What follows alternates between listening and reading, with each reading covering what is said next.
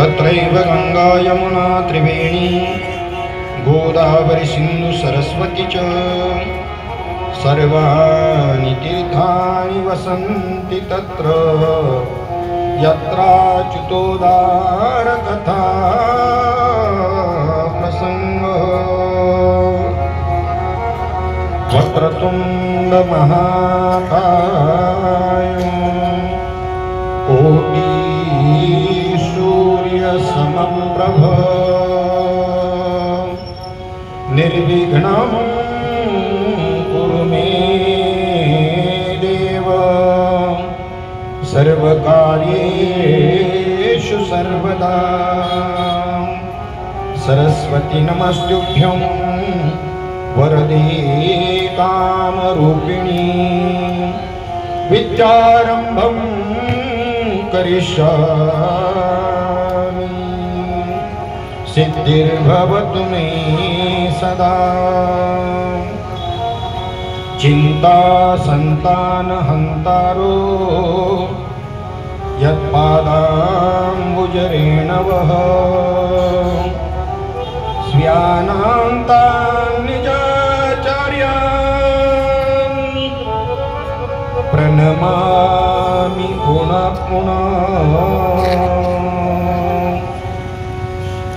नारायणं नमस्कृत्यं नरं चैव नरोत्तमं देवीं सरस्वती व्यासं ततो जयमुदीरये। नमस्ते भगवन् व्यास सर्वशास्त्रार्थकोविद ब्रह्मा विष्णु महेशानां मूर्ते सत्यवतीसुत शुकरूप प्रबोधन्य सर्वशास्त्र विशारद एतत् कथा प्रकाशे मत् अज्ञानं विनाशय ब्रह्मानंदं परमसुखदं केवलं ज्ञानमूर्तिं द्वन्द्वातीतं गगनसदृशं तत्त्वमस्यादिलक्ष्यम् एकं नित्यं विमलमचलं सर्वदी साक्षिभूतं भावातीतं त्रिगुणरहितं सद्गुरुं तन्नमामि।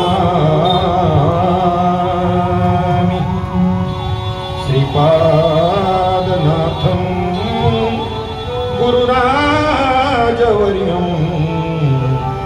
मुमुक्षूणां ज्ञानदानैक्यदक्षं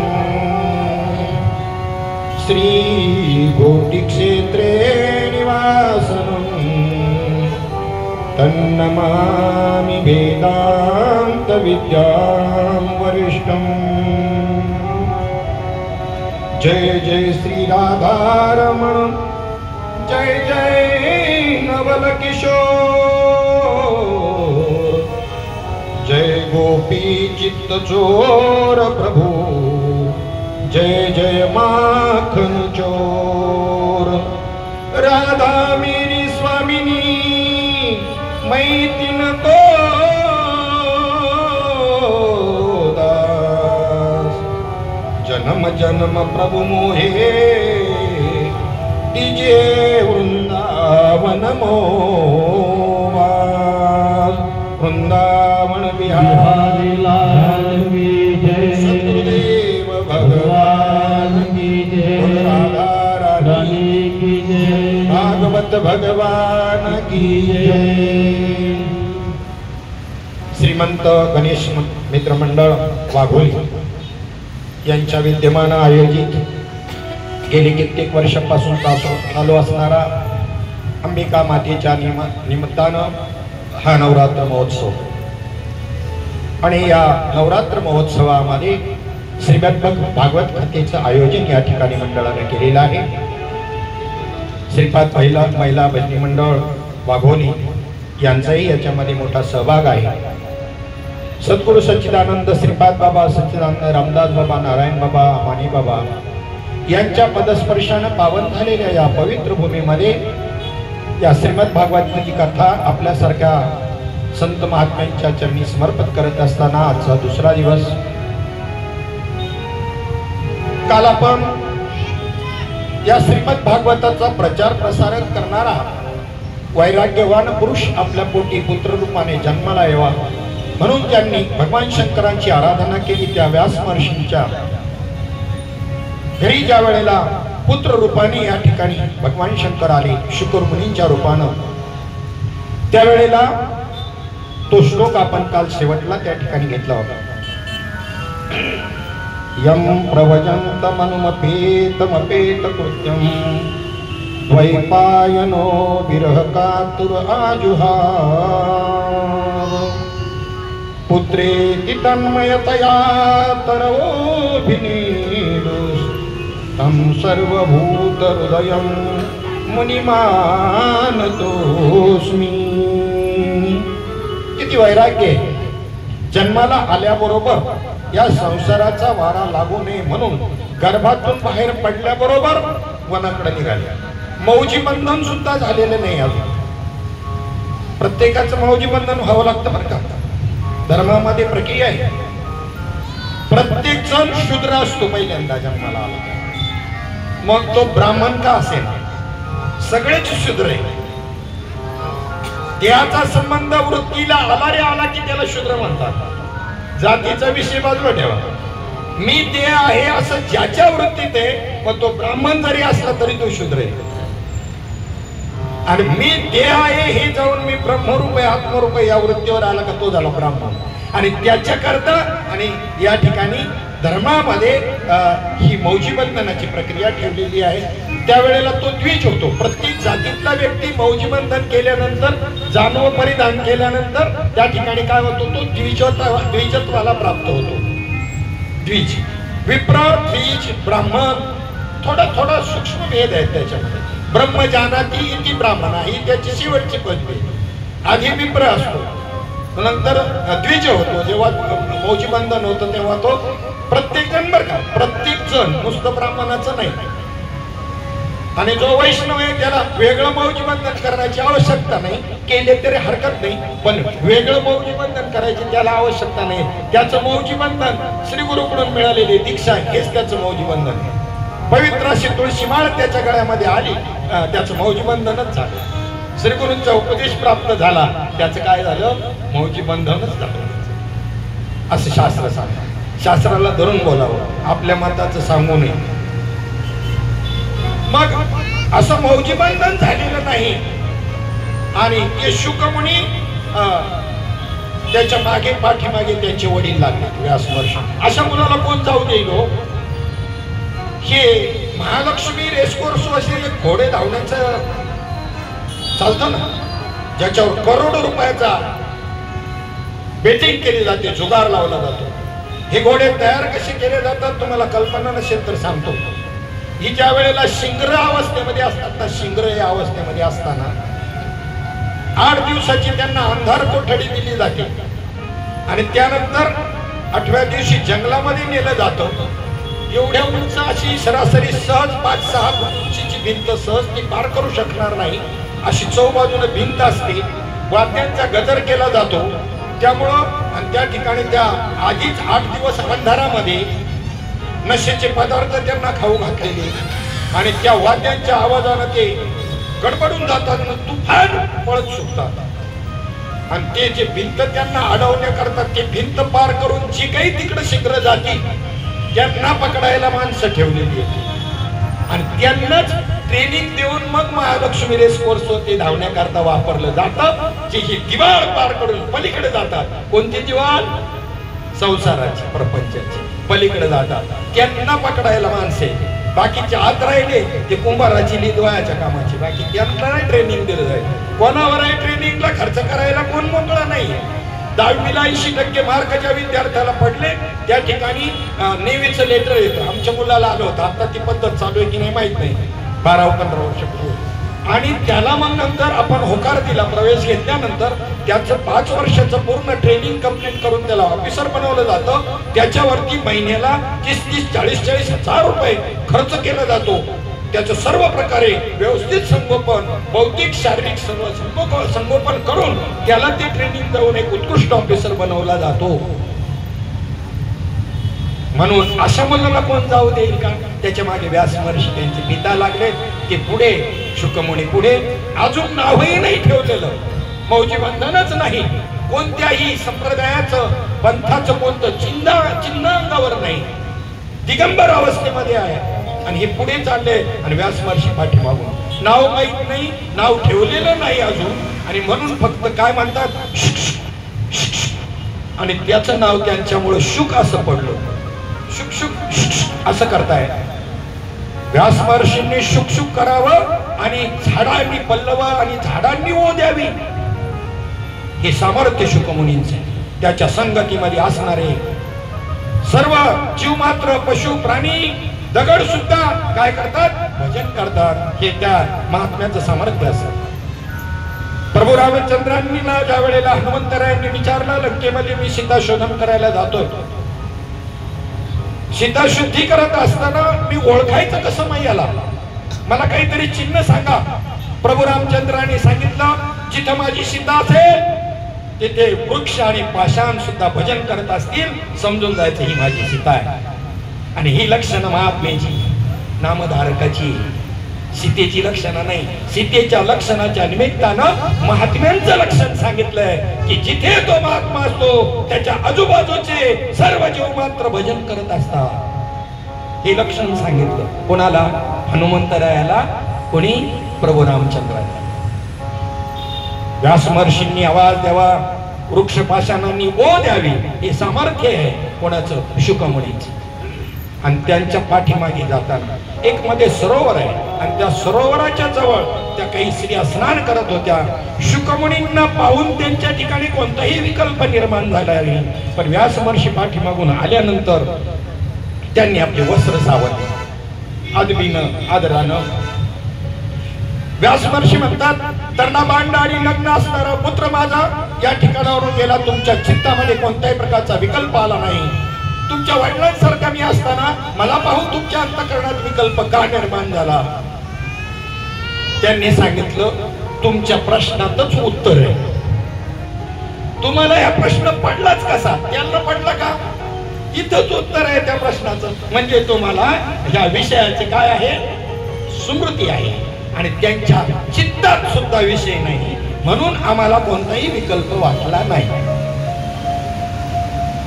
त्यावेळेला हे फक्त कानावर पडलं शुकमुनींच्या, फक्त एवढंच झालं ना का लगेच अहंकार तयार व्हायला वेळ लागत नाही. बघा एवढा अंगावर वस्त्र नाही, अंतःकरणामध्ये जाणीव नाही, मी कोण आहे याची सुद्धा, म्हणजे ब्रह्मस्थितीवरच आहे.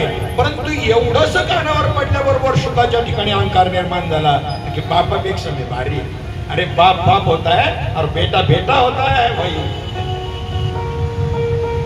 अहंकार निर्माण झाला आणि ही दृष्टीमध्ये दिसल्याबरोबर, आवृत्तीमध्ये जाणवल्याबरोबर ब्रह्मज्ञान जरी एकदशी कळे तात्काळ हा गळे अभिमान. अभिमान लागे शुकाची पाठी, व्यासे उपराटी दृष्टी केली. माग फिरली व्यास महर्षी, नको असा पुत्र. सर्वांगाने सुंदर आहे एखादी मुलगी आणि तिच्या एवढंच गोष्ट आहे म्हटले ओठावरती, एवढंच आहे, तिळभरच आहे. ती मुलगी कोणीही करणार नाही जाणकार असते तर, कारण ते तिळभर गोष्ट एक 6 महिन्यामध्ये किंवा वर्षभरामध्ये संपूर्ण अंग व्यापणार आहे. तसं एवढासा तिळभरी जरी होय अहंकार, मेरसो समान भार देवा आणि देव भक्ता लागी होऊ निधी अहंकार, अंगे वारावार करीत असे. प्रमाण तीच सांगायची, साधूंचा निरोप बी तीच सांगायचा आहे, पण विषय भागवत घेऊन सांगायचा आहे. एवढं कळलं तरी आमचं भागवत सार्थक झालं. भागवत काही वेगळे सांगायचंय, भागवत सांगायचंय, संतांचा निरोप संतांचाच निरोप संतांच्या भाषेत, पण आधार भागवत घेऊन सांगायचंय. आधार कशाचा घेऊन सांगायचंय? त्या कथेला अनुसरून तुमच्या श्री गुरुने तुम्हाला काय शिकवलंय, काय सांगितलंय ते सांगा. कोणत्या पंथाचं, संप्रदायाचं, कोणत्या गुरुचं ऐकायला समाज मोकळा नाही. हा अनुभव सिद्ध जरी परमार्थ असला आणि नुसता गुरुचा जय जयकार करून गुरु मोठा होत नसतो. मोठा तो मोठाच असतो, त्याला मोठा करायची गरजच नाही. नावच त्याचं गुरु आहे. गुरु म्हणजे जो महान, जो लघु नाही कधीच, त्याचं नाव गुरु आहे. गुरु सिद्ध करायचा आहे आपल्याला. आपला गुरु सिद्ध करायचा आहे. तो कशातून सिद्ध करायचा आहे? जय जयकाराने, जय जयकाराने नाही सिद्ध करायचा आहे. हिंद केसरी पैलवानाची कुस्ती आणि 2 मिनिटांमध्ये चितपट केली, त्याबरोबर सगळीकडे चर्चा सुरू झाली. कोणाचा पठ्या, कोणत्या तालमीतला याचा वस्ताद कोण, किती, असं गुरु सिद्ध करायचं आहे. कर्तृत्वाने सिद्ध करायचं आहे, वक्तृत्वाने सिद्ध करायचं आहे, कार्याने सिद्ध करायचं आहे. आमचा चाललाय नुसता जय जयकार. कशाने सिद्ध करायचं आहे गुरु? हिंद केसरी कुस्ती जिंकल्याबरोबर तिथून पुढे चर्चा होती सगळीकडे. कोणाचा पाठ्या, कोणत्या तालमीमध्ये शिकला, असा गुरु सिद्ध करायचंय भाऊ. नुसतं जय जयकाराने नाही. दुसऱ्या तिसऱ्या स्कंदापर्यंत नमनच करायचे विसरलेत शुकमुनी. का? ही स्थिती त्या श्रीपाद बाबांची होती. का? पांडुरंगा करू प्रथम नमन सुद्धा म्हणायला म्हटलं जात नसं कधी कधी कीर्तनामध्ये. का? त्याचं कारण त्यांनी एकदाच नमन केलेलं आहे सुरुवातीला, मी विसरलेलेच नाहीत. त्यामुळं आमचं विसरतंय म्हणून दर कीर्तनात आम्हाला पांडुरंगा करू म्हणावं लागतं. आणि त्याच्या आधी त्यांचं काय चाललेलं असतं? त्याच्या आधी रात्रंदिवस त्यांचं तेच चाललेलं आहे विषय. त्यामुळे तिकडून उठून फक्त त्यांना इकडे यायचं असतंय एवढंच. त्यामुळे नमन करायचा विषयच कुठे येतो? राधेचं नाव सुद्धा शुकमुनींनी घेतलेलं नाही भागवतामध्ये. त्याचं कारण तुम्हाला सांगतो. राधा ही गुरु आहे शुकमुनींची. गुरूंची नुसती स्मृती किंवा वाचेमधून जर समजा नाव जरी आलं ना तर समाधी लागायची. असं गुरुवर प्रेम असावं. नुसतं जय जयकार 2-2 मिनिटाला नाही चालत.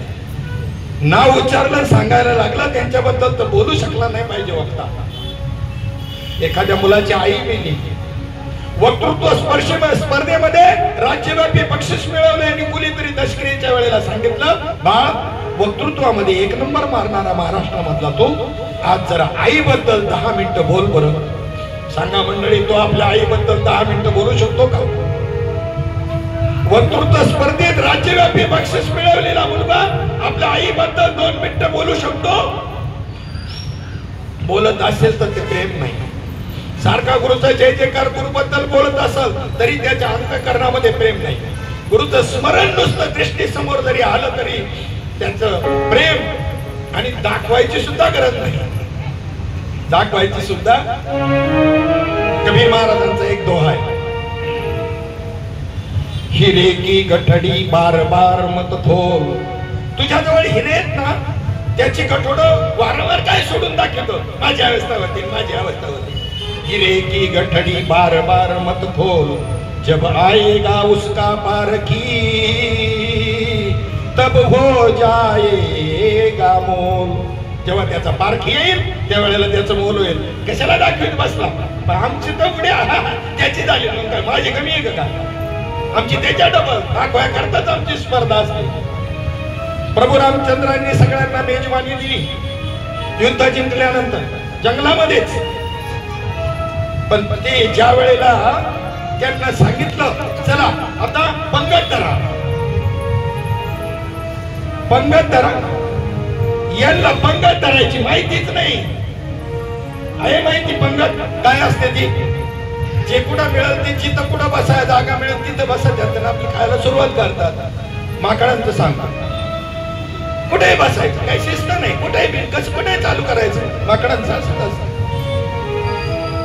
आणि त्यावेळेला त्यांना पहिल्यांदा लाईनीत बसवलं हनुमंतराय, लाईनीत आणलं. लाईनीत आणल्यानंतर मग आता पात्र ठेवायला सुरुवात केली. पात्र ठेवल्याबरोबर त्यांनी पात्रच खाऊन टाकलं. असा तर कार्यक्रम आहे आपला. पात्र खाऊन टाकल्यावर वाढायचं कशावर? वाढायचं कसं? पात्र खाणं म्हणजे काय? अरे म्हणून तर प्रबोध दिलाय, पात्र खायची जी सवय लागली ना. पात्र म्हणजे टाकीली पात्र जोडी आदेय या देहानेच ब्रह्मज्ञान आणि ब्रह्मस्थिती अनुभवायची आहे, ब्रह्मानंद अनुभवायचा आहे. आणि तेच खाऊन टाकलं तुम्ही. पहिली अवस्था बरोबर आहे, अनुग्रहाने एकरूप होण्याचीच अवस्था पहिल्यांदा आम्हाला पाहिजे. पण त्यानंतर त्याच्यापासून साक्षीत्व भाव, त्यापासून वेगळं राहून आनंद घेण्याची क्रिया शिकवण्याकरता प्रबोध आहे. पात्र खाऊन टाकायचा विषय नाही. वाढायचं काय वाढणार आणि कुठं वाढायचं? आता हे वाढ नाही, कथा कीर्तन वाढ नाही, प्रवचन वाढ नाही. तोच आनंद जो तुम्ही चिंतनात मिळवणार आहे तो याच्यातून मिळवता येतो. वृत्तीवरचं आवरण दूर होण्याकरता पद्धती साधन आहे. हे काय कशाला एवढे एवढे मोठमोठे ग्रंथ केले आहे आमच्या टकोऱ्यामध्ये? फक्त चिंतन म्हणजे चिंतन जर असतं एवढे मोठमोठे ग्रंथ कशा करता केले असते? याच्यातून आनंद किती, याचा विस्तार आहे. त्याच आनंदाचा विस्तार आहे. त्यांच्या कृपादाने या कथेचा विस्तार होतो.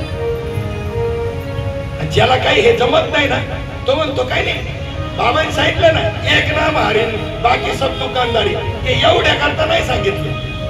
घरी नुसते साखरेचे असे फक्केच मारतो का पक्वान करून खातो? दिवाळी आली आता, साखरेची जर पक्वान करून खातो, नुसती साखर खात नाही ही पक्वान नाही.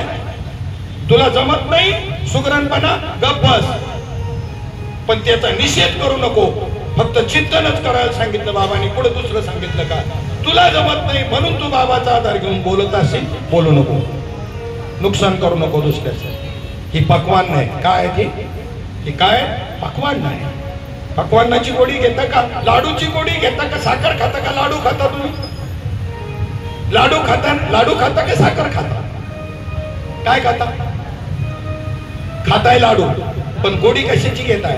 पण माध्यम कशाचं बनवलं? तसं हे माध्यम आहे, याला मीडिया म्हणतात. माध्यमामधून भागवत कथेच्या माध्यमामधून ब्रह्मानंद, ज्ञानेश्वरीच्या माध्यमामधून ब्रह्मानंद, कीर्तनाच्या माध्यमामधून ब्रह्मानंद, वारीच्या माध्यमामधून ब्रह्मानंद. ब्रह्मानंदच भोगायचा. असो ऐसा कोठे आठवची नाही, असो ऐसा कोठे आठवची नाही, असो ऐसा कोठे आठवची नाही, असो ऐसा कोठे आठवची नाही, असो ऐसा कोठे आठवची नाही. देही तरी देही भोगुनाशा, देही तरी देही भोगुनाशा, देही तरी देही भोगुनाशा, भोगुनाशा. सर्व सुख ल्यालो सर्व अलंकार, सर्व सुख ल्यालो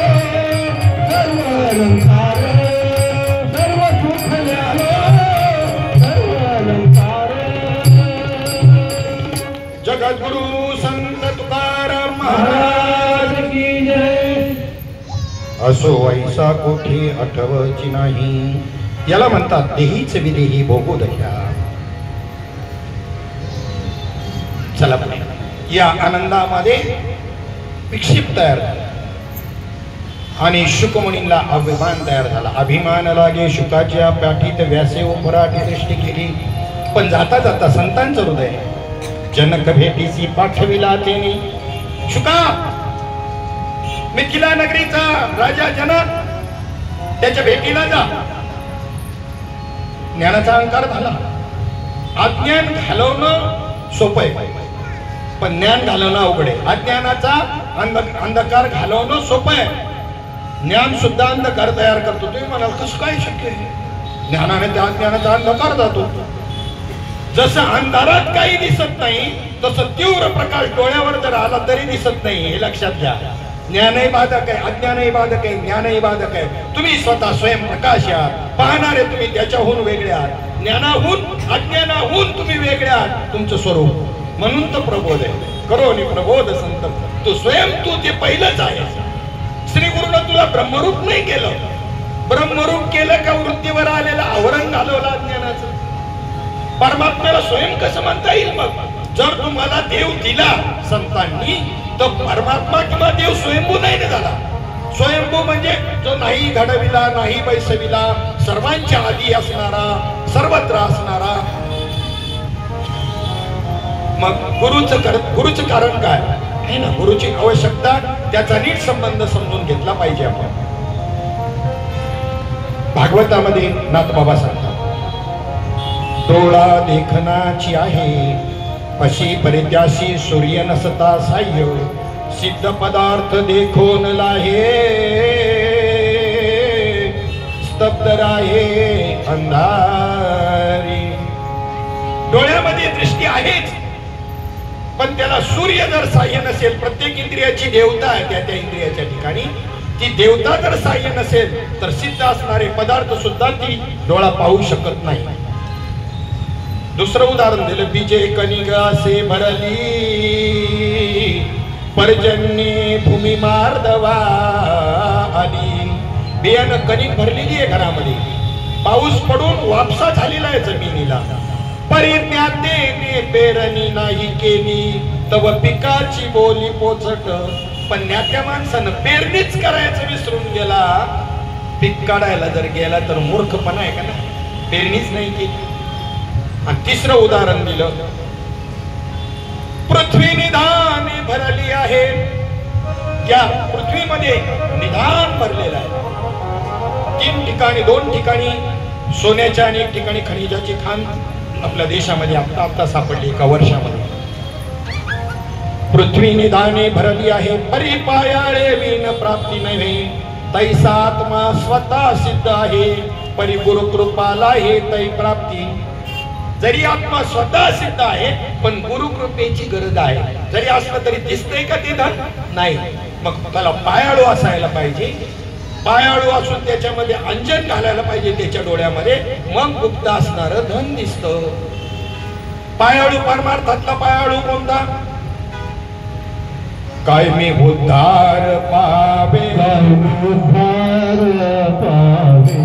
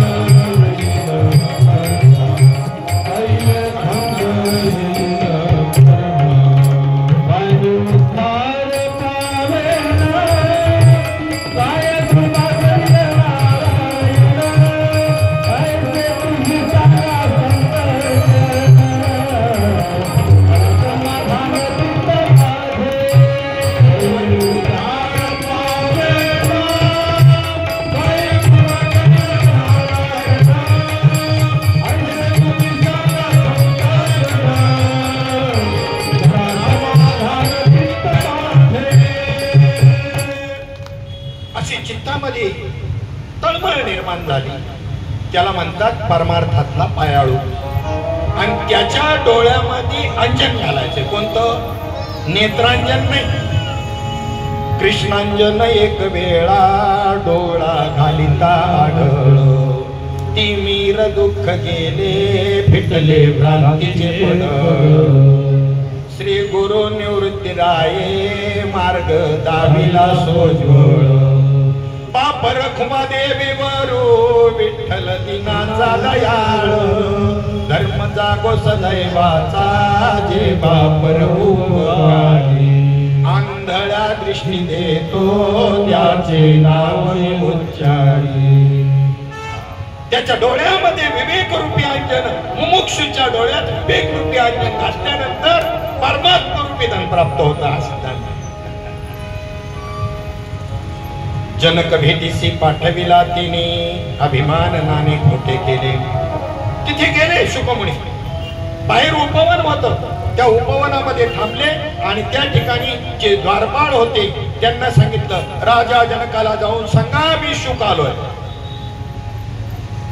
राजा जनक आहे तो का म्हणे, राज्य करिता जनक एक पाव जळे अग्नी माझी, ज्याच्या त्याच भान नाही त्याला, असा राजा जनक. त्या जनक राजाने निरोप पाठवला पुन्हाच त्या द्वारपालांकडं जाऊन त्याला सांगा, संगम त्यक्त्वा सुखी भव, होय सुखी संग टाको निबाळा, न करीने संग राहे तू निश्चळ, लागो निधी मळ ममतेचा. हा निरोप पाठवला. शुक मुनी म्हणले, जमलंच काम आता. माझ्या अंगावर वस्त्र सुद्धा नाही, मी दिगंबर आहे, कोणत्याही प्रकारचं या ठिकाणी मला कोणत्याही उपाधीच नाही. आणि असं असताना एक राज्य करणारा राजा मला संगम त्यक्त्वा सुखी भव उपदेश करतोय, याच्यापेक्षा हसायासारखं राहिलंच काय जगात. पण त्याला हा सूक्ष्म अंकार ध्यानात नाही आला. हे बाहेरचं कितीही गबाड असू द्या, त्या उपाधीमध्ये राहून त्या उपाधीत न राहता येणं हे महत्वाचं. उपाधीत असून या उपाधी माझी गुप्त, चैतन्य असे सर्वगतन, ती तत्वज्ञ संत स्वीकारी. 2 वेळेला झाल्यानंतर शहाण्या माणसाच्या 3ऱ्या वेळेला लगेच लक्षात येतं माझं काहीतरी चुकतंय. ज्या अर्थी पुन्हा आपल्याला तेच सांगितलं जाते त्या अर्थी माझं काहीतरी, मग गप्पच बसून घेतलं. आणि मग ती स्थिती सांगायला जनक राजाकडे द्वारपालावर जनकराव धावत आला. श्री संतांच्या माथा चरणावरी, श्री संतांची माथा चरणावरी, श्री संतांची माथा चरणावरी, श्री संतांची माथा चरणावरी, श्री संतांची माथा चरणावरी. साष्टांग हे करी दंडवत, साष्टांग हे करी दंडवत, विश्रांती पावलो कमळा उतरे, विश्रांती पावलो कमळा उतरे.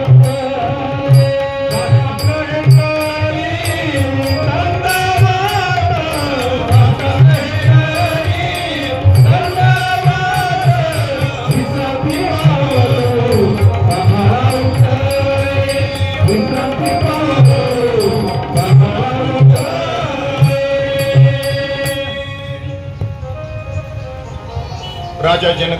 राजा जनकानं त्या ठिकाणी पाहिलं, घेऊन गेला स्वतः सामोराईवर, यथोपचारे पूजन केलं.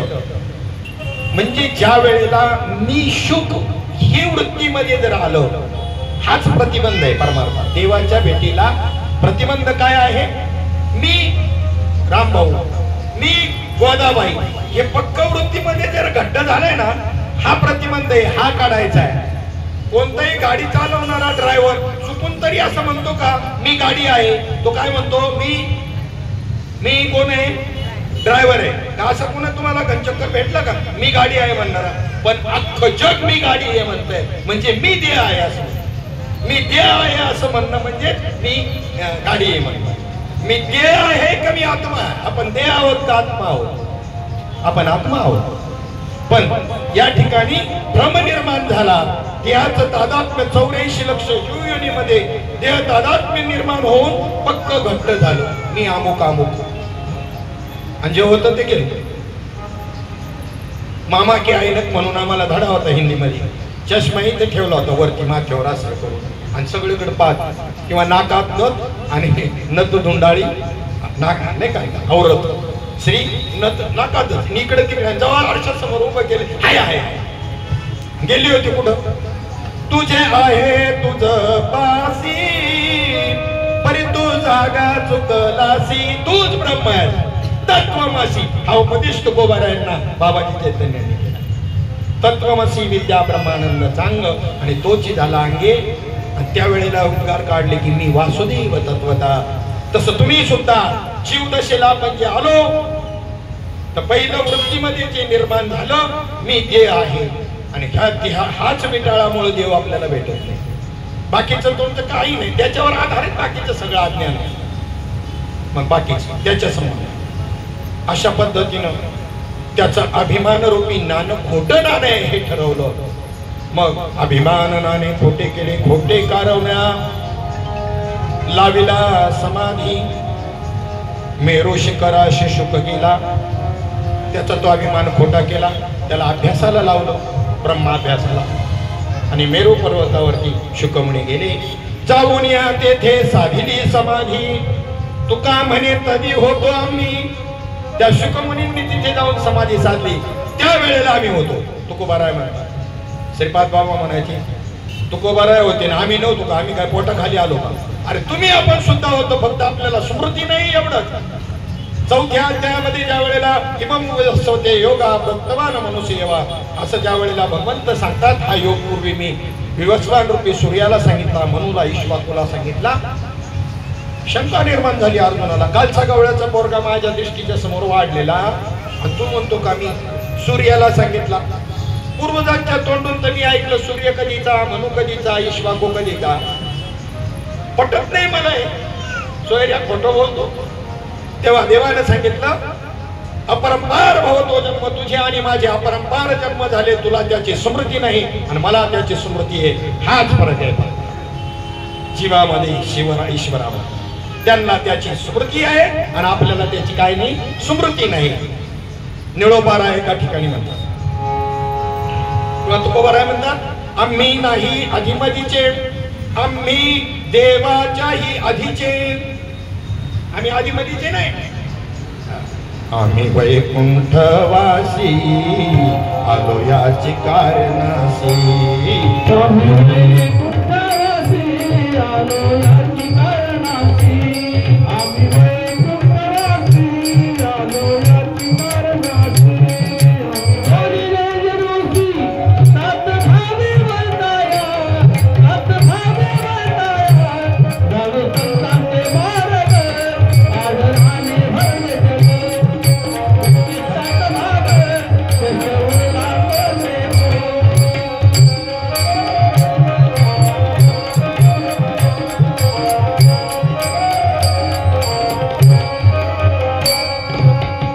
आम्ही वैकुंठवासी आलो याची कारणासी, बोलिले जे ऋषी साच भावे वर्ताय.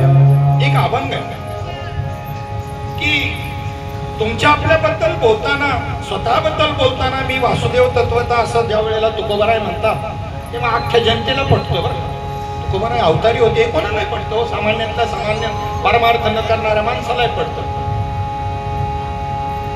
मी वासुदेव तत्वता त्यांनी म्हटलेलं हे आम्हाला पटतं, पण आपण सुद्धा वासुदेव आहोत हेच पटत नाही आम्हाला. आपण वासुदेव आहोत, आपण ब्रह्म आहोत हे नाही पटत. तुकोबारायांनी सांगितलं ना, रे तुम्ही सुद्धा तेच आहात, अमर आहात, अमर आहात तुम्ही सुद्धा, आम्हीच नाही तुम्ही सुद्धा अमर आहात, अमर आहात. पण खरे की खोटे पहा शोधून, पण तुम्हाला शोधून पाहावं लागेल न. त्याच्याकरता काय आड येणार आहे ते दूर करा फक्त. न म्हणा देह माझा आयसा आणि मग भरवसा कळेल. आम्ही देह माझा नाही, मी देह नाही, हे ज्या वेळेला पक्क होईल त्यावेळेला तुम्हाला माझ्या बोलण्याचा भरवसा कळ असं तुकोबाराय म्हणे. देवची बरे देवची बरे तुका म्हणे खरे तुम्ही, हे अधिष्ठान दृष्टीनं म्हणणं आहे. देह वरती आहे आणि त्या देह ज्या सत्तेवर आहे ती सत्ता म्हणजे आत्मसत्ता आहे. काल आपण सत्मात्रानं जे म्हणत होतो की नाही, चाले हे शरीर कोणाची असते, ती सत्ता. परत त्या ठिकाणी तो सत असणारा परमात्मा जर जड असता तर काय उपयोगाचा झाला असता का कोणाच्या? तो सत आहे, तो जो सत आहे तो चित आहे. चित म्हणजे ज्ञान स्वरूप, चैतन्य स्वरूप, आणि सतरूप आहे, चिद्रूपी आहे, पण दुःखदायक आहे. काही उपयोगाचा आहे का तो?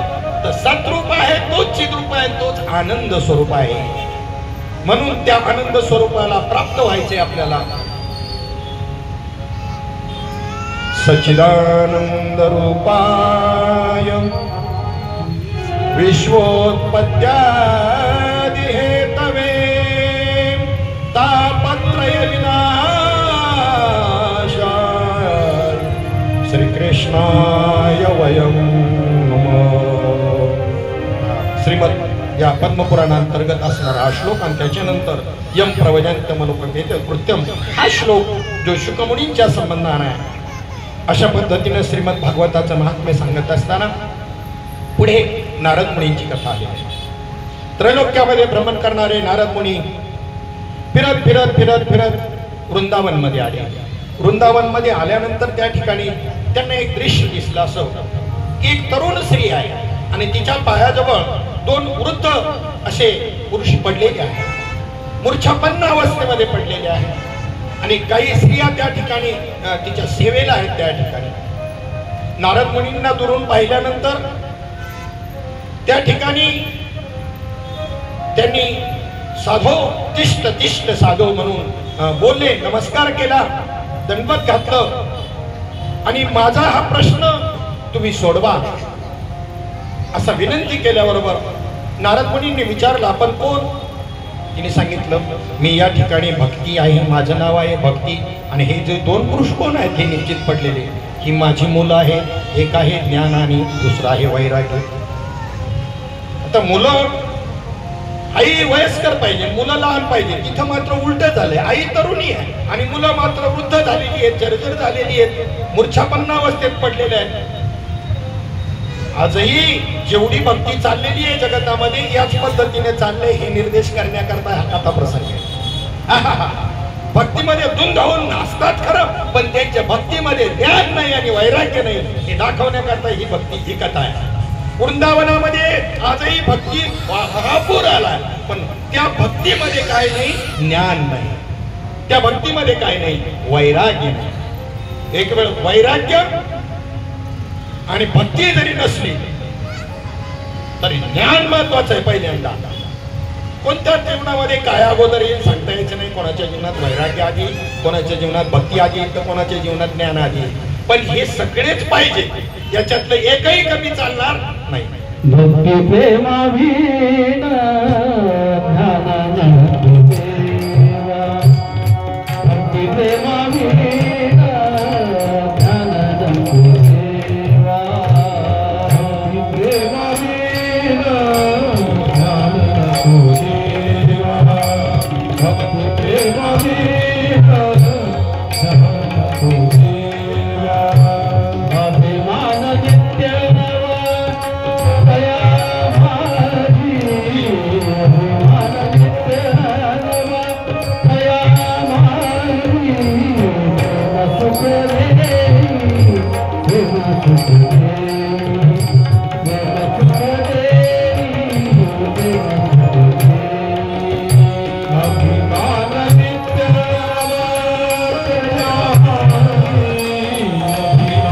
नित्य नवा दया माझी, सुख रे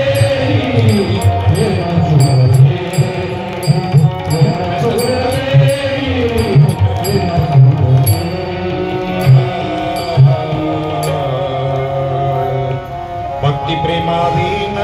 नको देवा, अभिमान नित्य नवा दया माझी. ज्ञान नको असं नाही, पण भक्ती प्रेमावीन नको. आम्ही ज्ञानाचं काय करतो, खंडन करतो. ज्ञानाचं खंडन करून जमेल का?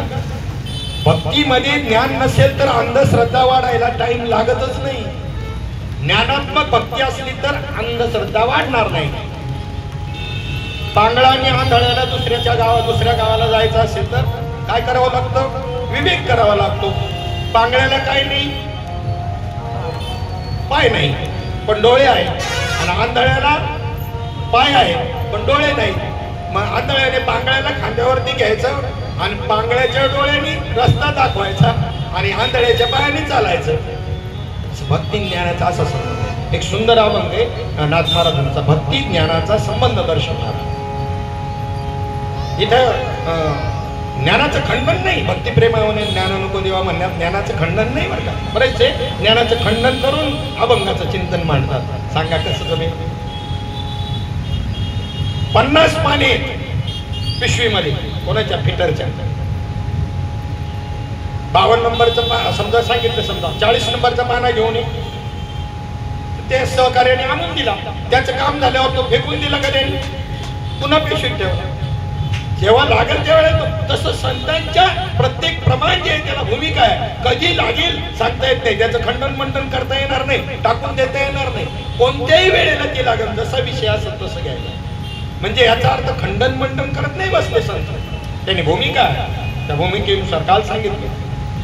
दलदलीत फसला असेल तर हातपाय हलवायचे नाही, पाण्यात पडला असेल तर हातपाय हलवल्याशिवाय राहायचं नाही, अशी भूमिका आहे संत वाङ्मयाला. आणि ती दृष्टी जोपर्यंत उघडली नाही तर संत वाङ्मय काहीच तुम्हाला आनंद देऊ शकत नाही. विवेक म्हणतात त्याला, की विवेकाची दृष्टी तयार व्हावी लागतात. त्याकरता ज्ञान मारावं लागतं, तेव्हा विवेक तयार होतो.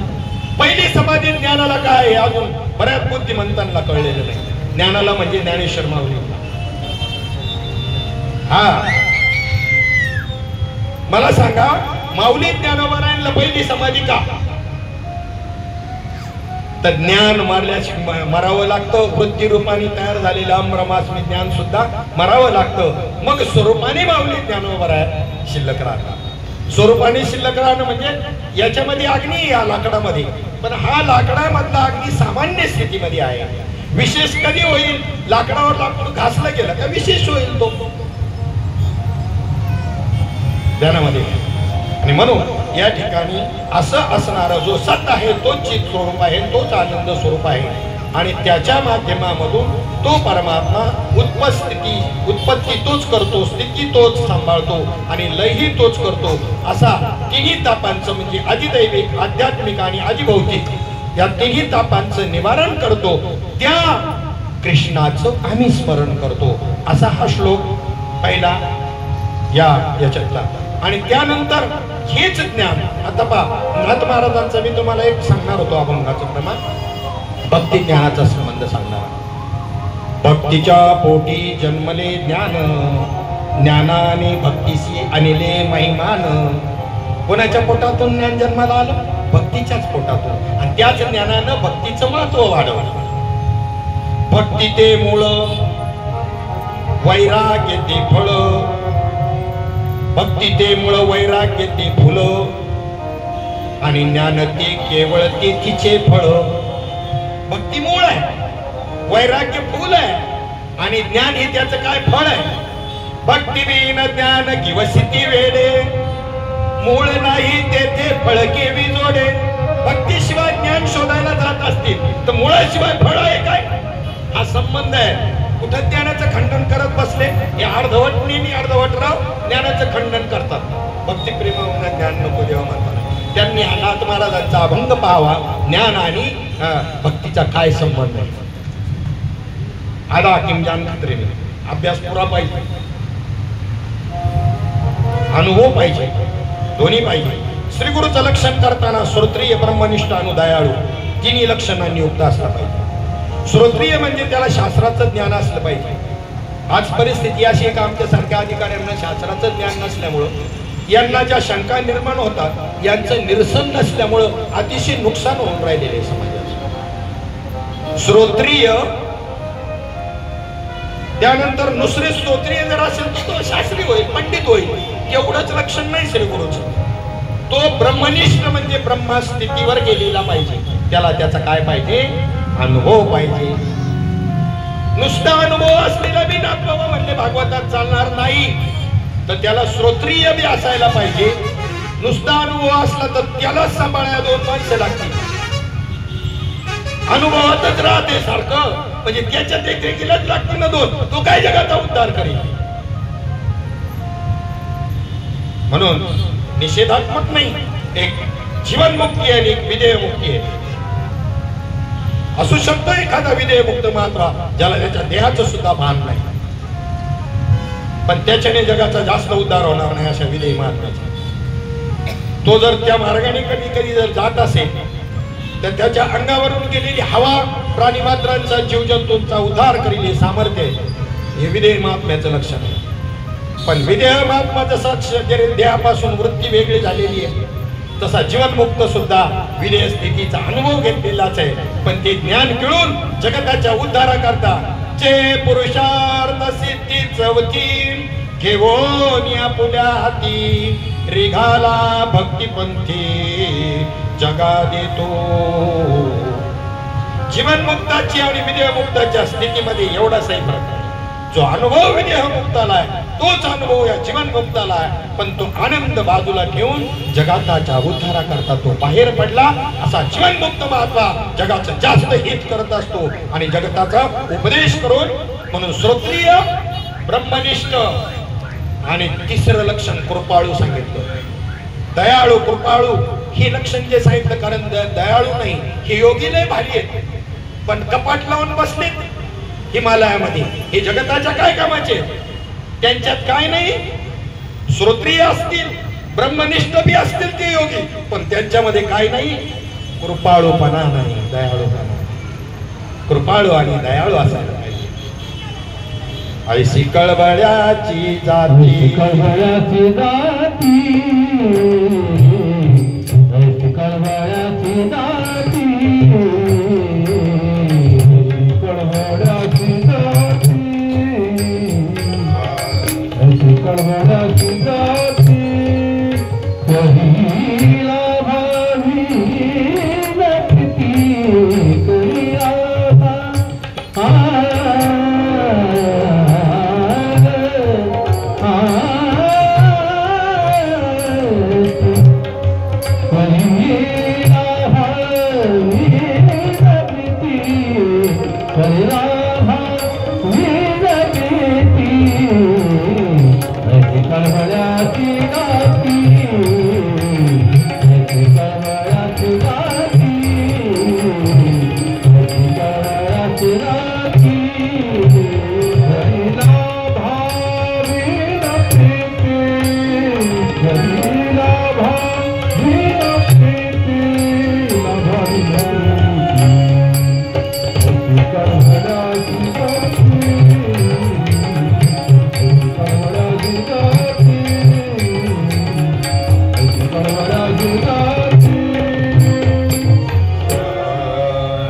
ऐशी कळवळ्याची जाती करी लाभावीन प्रीती. कृपाळूपणा अतिशय महत्वाचा आहे. श्रोत्रिय, ब्रह्मनिष्ठ आणि दयाळू. आणि अशा पद्धतीतले ते महात्मा होते नारद मुनी. भक्तिमती मातेनं ज्या वेळेला सांगितलं यांना पूर्वस्थितीवर आणा माझ्या या मुलांना, नारद मुनींनी त्यांच्या कानामध्ये गीता पाठ केला, परंतु थोडासाही उपयोग झाला नाही. त्यांची काय झोप उडाली नाही, तसेच्या तसे स्थितीमध्ये. पुन्हा वेदांत वाक्यांचा जयघोष केला त्यांच्या कानामध्ये, तरी सुद्धा काहीच परिणाम झाला नाही. थोडीशी कुस बदलली, इकडून तिकडच्या कुशीवर झाले, एवढाच परिणाम झाला. चिंतातूर झाली नारद मुनी. यांना पूर्वस्थितीवर आणण्याची जबाबदारी माझ्यावर आहे. भक्तिमती मातेनं माझ्यावर हे सांगितलेलं. त्यांनी तिथेच प्रतिज्ञा केली, या ज्ञान आणि वैराग्याला जागवण्याचा मी रात्रंदिवस प्रयत्न करेन. आणि मग नारदाच्या गादीवरच्या माणसांनी सुद्धा तोच प्रयत्न करावा, ज्ञान आणि वैराग्य जागवण्याचा. नारदांनी केलेली प्रतिज्ञा मी पुढे चालवली पाहिजे. ज्ञान आणि वैराग्य जागवण्याचं काम करायला पाहिजे, वक्त्याचं काम आहे. आता काय करावं, चिंतातूर झाली. डॉक्टरच जर समजा पेशंटला तपासून नीट करणारा डॉक्टरच जर आजारी पडला, बेशुद्ध पडला, तर करायचं काय. नारद मुनी चिंतातूर झाली. पण तेवढ्यामध्ये आकाशवाणी झाली. आकाशवाणीने सांगितलं, नारद मुनी चिंता करू नका, तीर्थयात्रेमध्ये संत मंडळी असतात, म्हणून तीर्थयात्रेला जायचं म्हणतात. तीर्थयात्रेला फिरायला करता मजा करायला नसतं जायचं. उठी बा पुत्रा जाई तू तीर्थे रे हिंड. कशा करता, साधू आणि संत जेथे असते उदंड. संसारात रमत नाही ते, म्हणून नर्मदा परिक्रमेला बसले, हिमालयात जाऊन बसले, तिथे असतात ते. त्यात निवड करायची. पुन्हा त्या माझी आत्मज्ञानी जो का न बोले वितंड. त्यातही जो आत्मज्ञानी असेल आणि वितंड वारपरा करत नसेल, तो गुरु करी तुझ बुझविल प्रचंड. उठी तू तानुलिया जाई श्री गुरु शरण. मदालसा आपल्या पुत्राला उपदेश करताना सांगितले, असे श्री गुरुला तू शरण जा. तिथे आकाशवाणी झाली. तीर्थयात्रेमध्ये तुला साधू संत भेटतील आणि ते यांना ज्ञान आणि वैराग्याला आपल्याला पूर्वस्थितीवर आणण्याचा उपाय करतील. नारद मुनी तिथून फिरत फिरत निघाले. मग सर्व जी काही तीर्थक्षेत्र असतील त्या भूतलावरची फिरत फिरत त्या ठिकाणी बद्री केदार या ठिकाणी आले. ब्रह्मदेवाची 4 मानसपुत्र सनक, सनंदन, सनत कुमार आणि सनातन आजही 5 वर्षाच्या बालकासारखेच त्यांची देह आहे. 5 वर्षाच्या बालकासारखे त्यांची देह आहेत आजही सृष्टी निर्मितीपासून. असे हे चारही बी त्या ठिकाणी नारद मुनींना भेटले. नारद मुनींनी त्यांचं दर्शन घेतलं आणि त्या ठिकाणी त्यांना सांगितलं की या ठिकाणी का तुम्ही चिंतातुर दिसता. म्हणले या कलियुगातल्या लोकांचे चाललेले व्यवहार पाहून मला अतिशय उदासपणा वाटू लागला. काही सत्व राहिलं नाही धान्यामध्ये इथल्या. त्यानंतर यांच्या व्यवहारामध्ये सुद्धा काही सत्यवादीपणा राहिलेला नाही. असत्यासी ऐका कलीचे महिमान, असत्यासी रिजले जन देती पापासी अनुमोदन. अशा पद्धतीची स्थिती पाहिल्यामुळं आणि त्यातही पुन्हा फिरत फिरत फिरत वृंदावनामध्ये आलो तर तिथे त्या भक्तीचे दोन्ही पुत्र ज्ञान आणि वैराग्य अशा स्थितीमध्ये पडले. त्यांना पूर्वस्थितीवर आणण्याचा मी प्रयत्न केला पण पूर्वस्थितीवर आले नाही. आता त्यांना पूर्वस्थितीवर आणायचं कसं म्हणून आकाशवाणी झाली. म्हणून तुमच्यासारख्या संतांचा शोध घेत इथपर्यंत आलो. त्यांनी सांगितलं ठीक आहे. त्यांना पूर्वस्थितीवर आणण्याकरता एकच उपाय आहे. श्रीमद भागवताची कथा, श्रीमद भागवताचं पारायण. हरिद्वारला आनंद घाट आहे. मऊ मऊ बारीक अशी वाळू जशी रमण रेतीवर आहे वृंदावनला गेल्यानंतर पाहिजे असेल. आणि त्या ठिकाणी या कथेचं भागवत कथेचं आयोजन नारद मुनींनी त्या ठिकाणी केलं. असित ऋषी, देवल ऋषी, नारद ऋषी अनेक जेवढे त्यावेळेचे पिप्पलाद आदी सर्व त्या ठिकाणी ऋषी मंडळींना देव, गंधर्व, अप्सरा, यक्ष, चानर, किन्नर या सर्वांना, देवतांना, सर्व तीर्थांना आमंत्रित केलं. गंगाजी सर्व पवित्र तीर्थ त्या ठिकाणी गंगा, यमुना, सरस्वती आदी त्या ठिकाणी उपस्थित झाल्या आणि सनकादी मुनींना त्या ठिकाणी व्यासपीठावरती विराजमान करून भागवत कथेला सुरुवात झाली. ही भागवत कथा 7 दिवसामध्येच का करायची? सप्ताह श्रवण विधी का सांगितलेला आहे? भागवत सतत वाचायचा ग्रंथ आहे, 7 दिवसापुरता नाही. परंतु त्याचं जर फल पाहिजे असेल आपल्याला तर त्या ठिकाणी आपण नित्य नियमात सतत राहू शकत नाही. म्हणून सप्ताह करून त्याचे विधी नियम निषेध सांभाळून जर भागवत केलं, संकल्प केला तर आपली संकल्प पूर्ती होते. म्हणून भागवताचा सप्ताह करायचा आहे. भागवत सप्ताह करताना कंजूशीपणा करायला नाही सांगितला. एका लग्नाला जेवढा खर्च लागेल तेवढा खर्च भागवत कथेला करावा असं सांगितलेले. त्याच्यातले उत्सव मोठ्या आनंदाने आणि गाऊन नाचून साजरे करावे. भगवंताची आपल्यावर कृपा होण्याकरता भगवंतानं आपल्याला दिले ते सर्व त्याचंच आहे. ते त्याला अर्पण करण्याकरता भागवत कथेचा सप्ताह विधी सांगितला. कोणीतरी यजमान नियुक्त करावा, त्याला असं बंधन बांधावं आणि त्यानंतर त्यांनी नियम पाळून ब्रह्मचर्य व्रताचं पालन करून 7 दिवस त्या ठिकाणी कथा श्रवण करावी, उपवास करावा, त्या संहितेचं पूर्णपणे वाचन करावं आणि नंतर त्याची सांगता करावी. तुमच्या संकल्पाची पूर्ती झाल्याशिवाय राहणार नाही. हा सप्ताह श्रवणाचा विधी सांगितला. त्या सप्ताहामध्ये व्यास महर्षी आले, प्रल्हाद आला, इंद्र आला, सर्व देवता आल्या आणि सुंदर असं त्या ठिकाणी त्या सप्ताहामध्ये भजन चालू आहे. कृष्ण गोविंद हरे मुरारी, हे नाथ नारायण वासुदेव.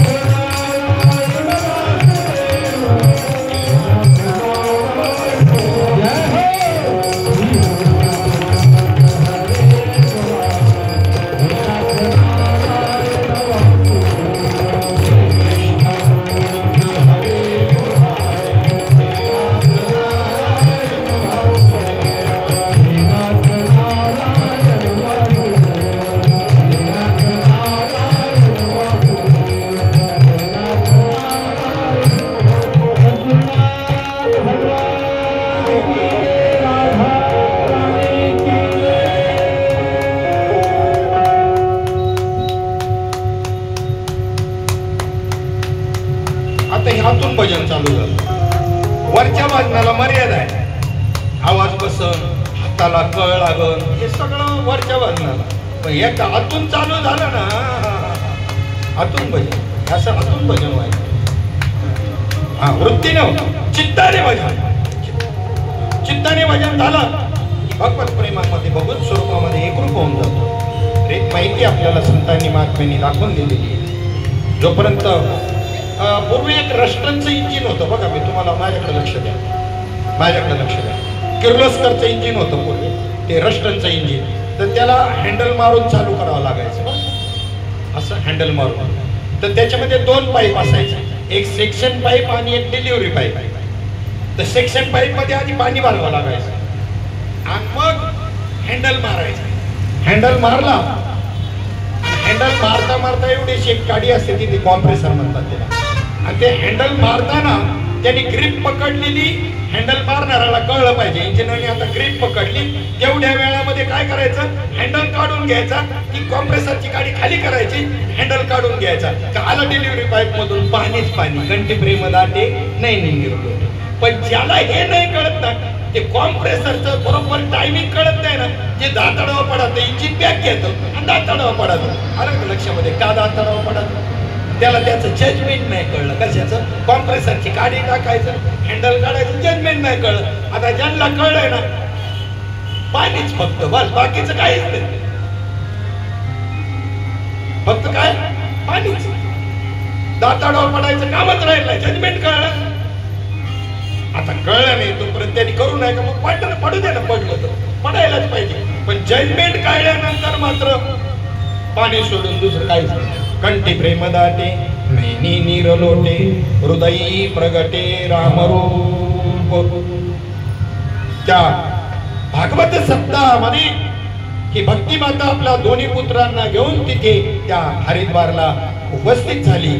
आणि त्या वेळेला त्या स्थितीमध्ये ते भागवत कथा श्रवण केल्यानंतर तिचे ज्ञान आणि वैराग्य हे दोन्ही पुत्र पूर्वस्थितीला प्राप्त झाले. बोला वृंदावन विहारी अशी ही भागवत कथा आहे. मग त्यावेळेला नारद मुनींनी अशी शंका घेतली, वेदांताचा घोष जो आहे तो करूनही ही पूर्वस्थितीला का नाही आली, गीतेचं पाठ करूनही पूर्वस्थितीला का आले, भागवताचं काय असं विशेष फळ आहे. म्हणले सांगतो. सनकादिक मुनींनी सांगितलं, भागवत ही काय आहे, फळ आहे या वृक्षाचं. काय आहे भागवत, काय आहे, वेदांत वृक्षाचं फळ आहे. निगमकल्पतरोर गलित फलम शुकमुखा द्रव संयुतम. भागवत काय आहे, फळ आहे. रस जर फळाचं सेवन करायचं असेल तर मूळ चावत बसलेली जमल का, रस मिळेल का फळ त्याचा, खोडाला चाटून जमल का, फुलांना फांद्यांना चाटून जमल का, नाही, त्याला फळच मिळायला पाहिजे. तसं वेदांत हे जर मूळ असेल तर त्याचं फळ भागवत आहे. आरतीमध्ये आलेलं आहे की नाही, काय आलेलं आहे, भागवत फळ आहे असं आहे का नाही. फळ काय आरतीमध्ये, वेद तरुचे मधुर फळ स्वादुर से जे सोज्वळ, आत्मा राम मुनी सकळ, सेवुनी झाले जन सुफळ. महापर्वणी आली अवनी की अघहरणी, भवजल तरणी ती पतिता. आरती करू तुझ भगवंता, जय हो जय श्री भागवता. आरती करू तुझ भगवंता. वेद तरुला लागलेलं असं सुमधुर फल आहे. कोणतंही कालवण त्याची चव पाहिल्याशिवाय हळदी किंवा खराट कळत नाही, बरोबर. थोडस तरी हातावर घेऊन पळीनं चव पाहावी लागते, बरोबर. पण एक कालवण असे की ते बनवतानाच कळतं आणि त्याची चव पाहावं लागत नाही, का माहिती तुम्ही.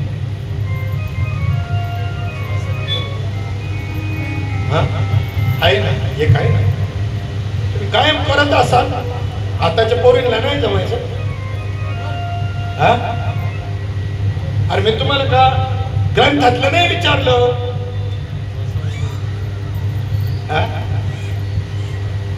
शिंगोळी करता येतात का नाही तुम्हाला? अरे होणारच नाही आळणी झाली तर सगळे तुकडे तुकडे पडतील न चाकता समजून जाते सुगरणबाई हे आळणी आहे, त्याच्यामध्ये मीठ कमी आहे, तुकडे होतात त्याच्या ध्यानात द्या.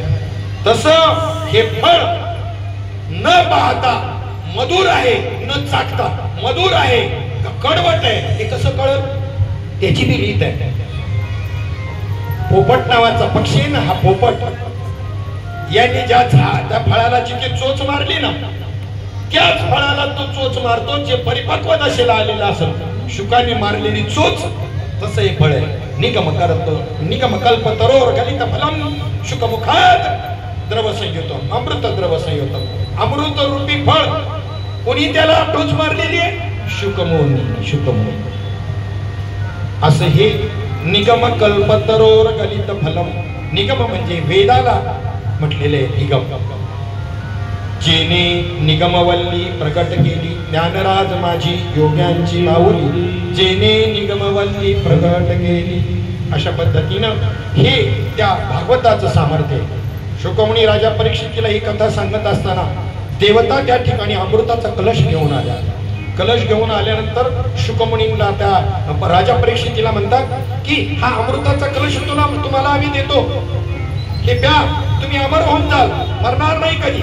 मरणार नाही कधी म्हणजे अमर असणाऱ्या देवतांना सुद्धा मरावं लागतं, मरतात ते बी, फक्त त्यांचं आयुष्य मोठं असतं, लवकर मरत नाही एवढंच. खरं जन्म मरण चुकणं म्हणजे देहाचं जन्म मरण, या देहाचं चुकणं म्हणजे जन्म मरण चुकणं नाही. ते म्हणले याच्या बदल्यामध्ये आम्हाला या कथामृत द्या. म्हणजे कथामृत या त्या अमृतापेक्षाही, त्या द्रवरूप अमृतापेक्षाही श्रेष्ठ आहे. ते रोज अमृत पिणारे त्यांचं पुण्य येतोपर्यंत त्यांना ते अमृत प्यायला मिळतं. पुण्य संपलं, पुण्याची पावटी सरे सवेची इंद्रपणाची उटी उतरे. येऊ लागती माघारे मृत्यू लोका मजविन पाविजे स्वर्गो. तो अज्ञानाचा पुण्य मार्गो ज्ञानी तयाते उपसर्गो. हानी म्हणती त्या पुण्याला हानी येते, देवनी भेटणार, स्वर्गाचं सुख मिळेल भोगायला. पण पुण्य संपलं की पुण्यावर लात मारून पुन्हा मृत्यू लोकात पाठवतील. नको ते पुण्य, उधारीचं पुण्य काय कामाचं ते. मग अशा प्रकारचं त्या ठिकाणी निगम ती त्या देवता ज्या वेळेला घेऊन आल्यानंतर शुकमुनी विचार करतात, काय ठग येथे, लुटेरे येथे, फुकट कोणालाही काहीही न देणारे. कोणी तपश्चर्या करायला लागला की यांनी त्यांना भुलवण्याकरता अनेक प्रयत्न करावे, असे आज फुकट घेऊन चालले आणि परीक्षितीला ते अमृत द्यायला लागले. माझ्या यजमानाचं मी नुकसान होऊ देणार नाही. ब्राह्मणाचं कर्तव्य यजमानाचं नुकसान नाही होऊन द्यायचं. विधीपूर्वक सगळ्या गोष्टी केल्या पाहिजे. जबाबदारी कोणावर असते? ब्राह्मणावर असते. ध्यानात घ्या. रामायणातला एक प्रसंग सांगतो जाता. प्रसंग असा आहे, सेतुबंधनाच्या वेळेला सुरू करताना, उद्घाटन करताना दशग्रंथी ब्राह्मण पाहिजे, त्याशिवाय हे कार्य सफल होणार. याकरता उद्घाटन करायला दशग्रंथी ब्राह्मण पाहिजे. तर भूतलावरती रावण सोडून दुसरा दशग्रंथी ब्राह्मण नव्हता. रावण सोडून दुसरा दशग्रंथी ब्राह्मण नव्हता. जांबवंताला सांगितलं, जा अक्षता घेऊन निमंत्रण द्यायला जाताना अक्षता घेऊन जायचं असतं बरं का, ब्राह्मणाला निमंत्रण देतात, अक्षता घेऊन जा. जांबवंत गेला. रावण पहा कसा आहे, अजून आम्हाला रावणच समजला नाही तर राम कधी समजला. पहिला रावण समजून घ्यावा, मग राम समजत असतो. ज्याच्या करता देवाला अवतार घ्यावा लागतो तो काही सामान्य असेल का? भक्त आहे तो. पण त्या ठिकाणी त्याचा आदरातिथ्य केलं, चहा पाणी काय करायचं ते केल्यानंतर काय काम आणलं म्हणले, प्रभू रामचंद्रांनी तुम्हाला उद्याच्या उद्घाटनाला बोलावलंय. पहा, या रावणाला माराया करता सेतुबंधनाचं काम चाललंय आणि त्याच्या उद्घाटनाला रावणाला बोलवलंय आणि रावण बी खुशाली येतो. काय असतील ही माणसं, विचार करा. यांना काय माणसं म्हणावा का? आपण आपण आपल्याकडे किती द्वेष असतो, आपण गेलो असतो, पण तरी बी रावणाने सांगितलं काय हरकत नाही, येतो घेऊन द्या. किती वाजता? सकाळी 8 वाजता. तुम्ही पूजेची सामुग्री काय घ्यायची? दामोदर काय सांगितलं यादी सांगा ना. पूजेची सामुग्री काय आणायची? माझा यजमान वनवासी मला माहिती आहे. पूजेची सामुग्री जर नसेल ना यजमानाला आणता येत तर ब्राह्मणाने स्वतः आणायची. काय त्याचा असेल चार्ज तो घ्यावा, तो भाग नाही. पण जबाबदारी एकही वस्तू कमी असता कामाची नाही. आणि असली तरी त्यांच्याकडे युक्ती आहे. काय एखादी वस्तू व्हायला कमी असणार ना ते सांगणार अक्षदावा त्या नावाने देवाला प्राप्त होता. त्यांचा अधिकार आहे. देवाच्या छातीवर लाथ मारली ब्राह्मणाने भृगु ऋषींनी तरी देव काही नाही बोलतो. तो अधिकार त्यांना दिलेला आहे. आपण किती सोहळ्यात असलो तरी, आणि तो ओवळ्यातला ब्राह्मण सोहळ्यातले आपण सारखे. अलग लक्षात अधिकार ब्राह्मणाचा. ब्रह्मकर्म करण्याचा अधिकार फक्त त्यांना आहे, आपल्याला नाही. ध्यानात घ्या. एक नारायण नागबली विधी केला जातो. पूर्वजांचे आपले दोष असतात, त्याच्यामुळं आपल्याला बरेचसे काही प्रॉब्लेम संसारामध्ये निर्माण होतात. की दोष घालवण्याकरता शास्त्रसिद्ध नारायण नागबली विधी हे बरं का, अंधश्रद्धा नाही आणि अंधश्रद्धेचा आम्ही सांगत नाही. तो करताना कोणताही ब्राह्मण नारायण नागबली करत नाही. ध्यानात असू द्या, जो तपस्वी असेल तोच ब्राह्मण नारायण नागबलीचा विधी करेल. अन्यथा त्याच्या जीवावर येतं त्या ब्राह्मणाच्या तपस्वी नसत. मरतात अशी सुकून ते ब्राह्मण जर करायला गेले तर अधिकार नसेल तर. जे तपस्वी असतील, सतत भगवत चिंतनात असतील, तेच नारायण नागबलीचा विधी करतील, बाकीचे कोणी करणार नाही. आणि मग त्यांनी सांगितलं माझा यजमान आहे ना वनवासी. रावणाने सांगितलं यजमान कोण? राम. त्याच्यामुळे सामुग्रीचं काही चिंता करू नका, मी स्वतः घेऊन येऊ. दुसऱ्या दिवशी तो जांबवंत निघून गेल्यानंतर इंद्रजी त्याला स्वतःच्या मुलाला बोलवलं. उद्या रथ घ्यायचा 7:30 वाजता इथे सीतामैयाला त्याच्यामध्ये बसून तिथं घेऊन यायचं आणि मी तुला इशारा केल्यानंतर त्या ठिकाणी तू पुढे यायचं. गेले तिथे श्वेताचल पर्वतावरती. सगळे त्या ठिकाणी उद्घाटनाचं साहित्य त्या ठिकाणी आणलेलं आहे. यजमान रामप्रभू तिथं समोर बसलेले आहे. रावणानं ब्राह्मण रूपाने रावण समोर बसलाय. रावणाने विचारलं आपण यजमान संसारिक आहात का ब्रह्मचारी आहात? म्हणले संसारी आहे. मग पत्नी कुठे? त्यांना तेव्हा कुठे गेल्यानंतर एकट्याने पूजा नाही करायची. पत्नी बरोबर असेल तर तिला बरोबर घ्यायचं पूजेला. देवाला खूप आनंद होतो. उभयतांनी दोघांनी मिळून आरती पूजा उभयतांनी मिळून करावी. मग त्या ठिकाणी समजून गेलं. माहीतच होतं ना रावणाला. म्हणले मला माहिती, काही गडबडून जाऊ ना, मला माहिती. नुसता असा इशारा केला. गाडी वाजवल्याबरोबर इंद्रजित तिकडून सीतामैयाला घेऊन आला. इथं बसवलं. या सांग पूजा परत झाकून पूर्ण झाल्यानंतर पुन्हा त्या ठिकाणी प्रभू रामचंद्रांनी सुद्धा काहीही बोलले नाही. पुन्हा रथामध्ये बसून अशोकवनामध्ये घेऊन दिली. कशी माणसं असतील कलियुगातल्या माणसाला तर पटायचंच नाही. असं होईल म्हणून पटल, पण होती ते युगच त्रेतायुग सत्ययुग होतं. ते शब्दाला जाणारी माणसं 50 वर्षापूर्वी होती. आता नाहीत असं नाही, आता आहेत पण कमी येते. शब्द दिला जा तुला. माझी मुलगी लहानपणातच तुझ्या पोराला दिली जा, लक्षात ठेवायचे. मोठं झाल्यानंतर त्याला द्यायचे, दुसरीकडे देत नव्हती. शब्द दिला, तुला ही जमीन दिली. कागद काय कशाचं काय, पण आज कागद सुद्धा फाडून टाकत तर काय बाकीचं देऊन राहिले. पण या कलियुगाचं महात्म्य. पण एवढं जरी असलं तरी या कलियुगाचं सामर्थ्य मी तुम्हाला सांगतो. पूर्वीच्या काळामध्ये जेवढी तपश्चर्या करावी लागायची कृतत्रेता द्वापारमध्ये, तेवढी करण्याची कारण या कलियुगात नाही. हे कलियुगाचं चांगलं लक्षण आहे. हरेर नाम हरेर नाम ही केवलम कलौ नास्तेव नास्तेव नास्तेव गतिरन्यथा. या कलियुगामध्ये दुसरी साधन करायची गरज नाही. कृतयुगी शमदमादी साधन, त्रेतायुगी आगमोक्त पूजन, द्वापारी विधी विधान विधियुक्त. की अवघीच साधने कलिने लाजविली कीर्तने. हेत गाता नाचते अपने वश्य करणे परमात्मा. आणि आता केलेलं पुण्यकर्म कलियुगात 1000 पटीचं पुण्य देते. एक केलेलं सत्कर्म किती पटीनं पुण्य होतंय लक्षात असू द्या. कलियुगाची चांगली लक्षणं, कलियुगाची चांगली लक्षणं लक्षात असू द्या.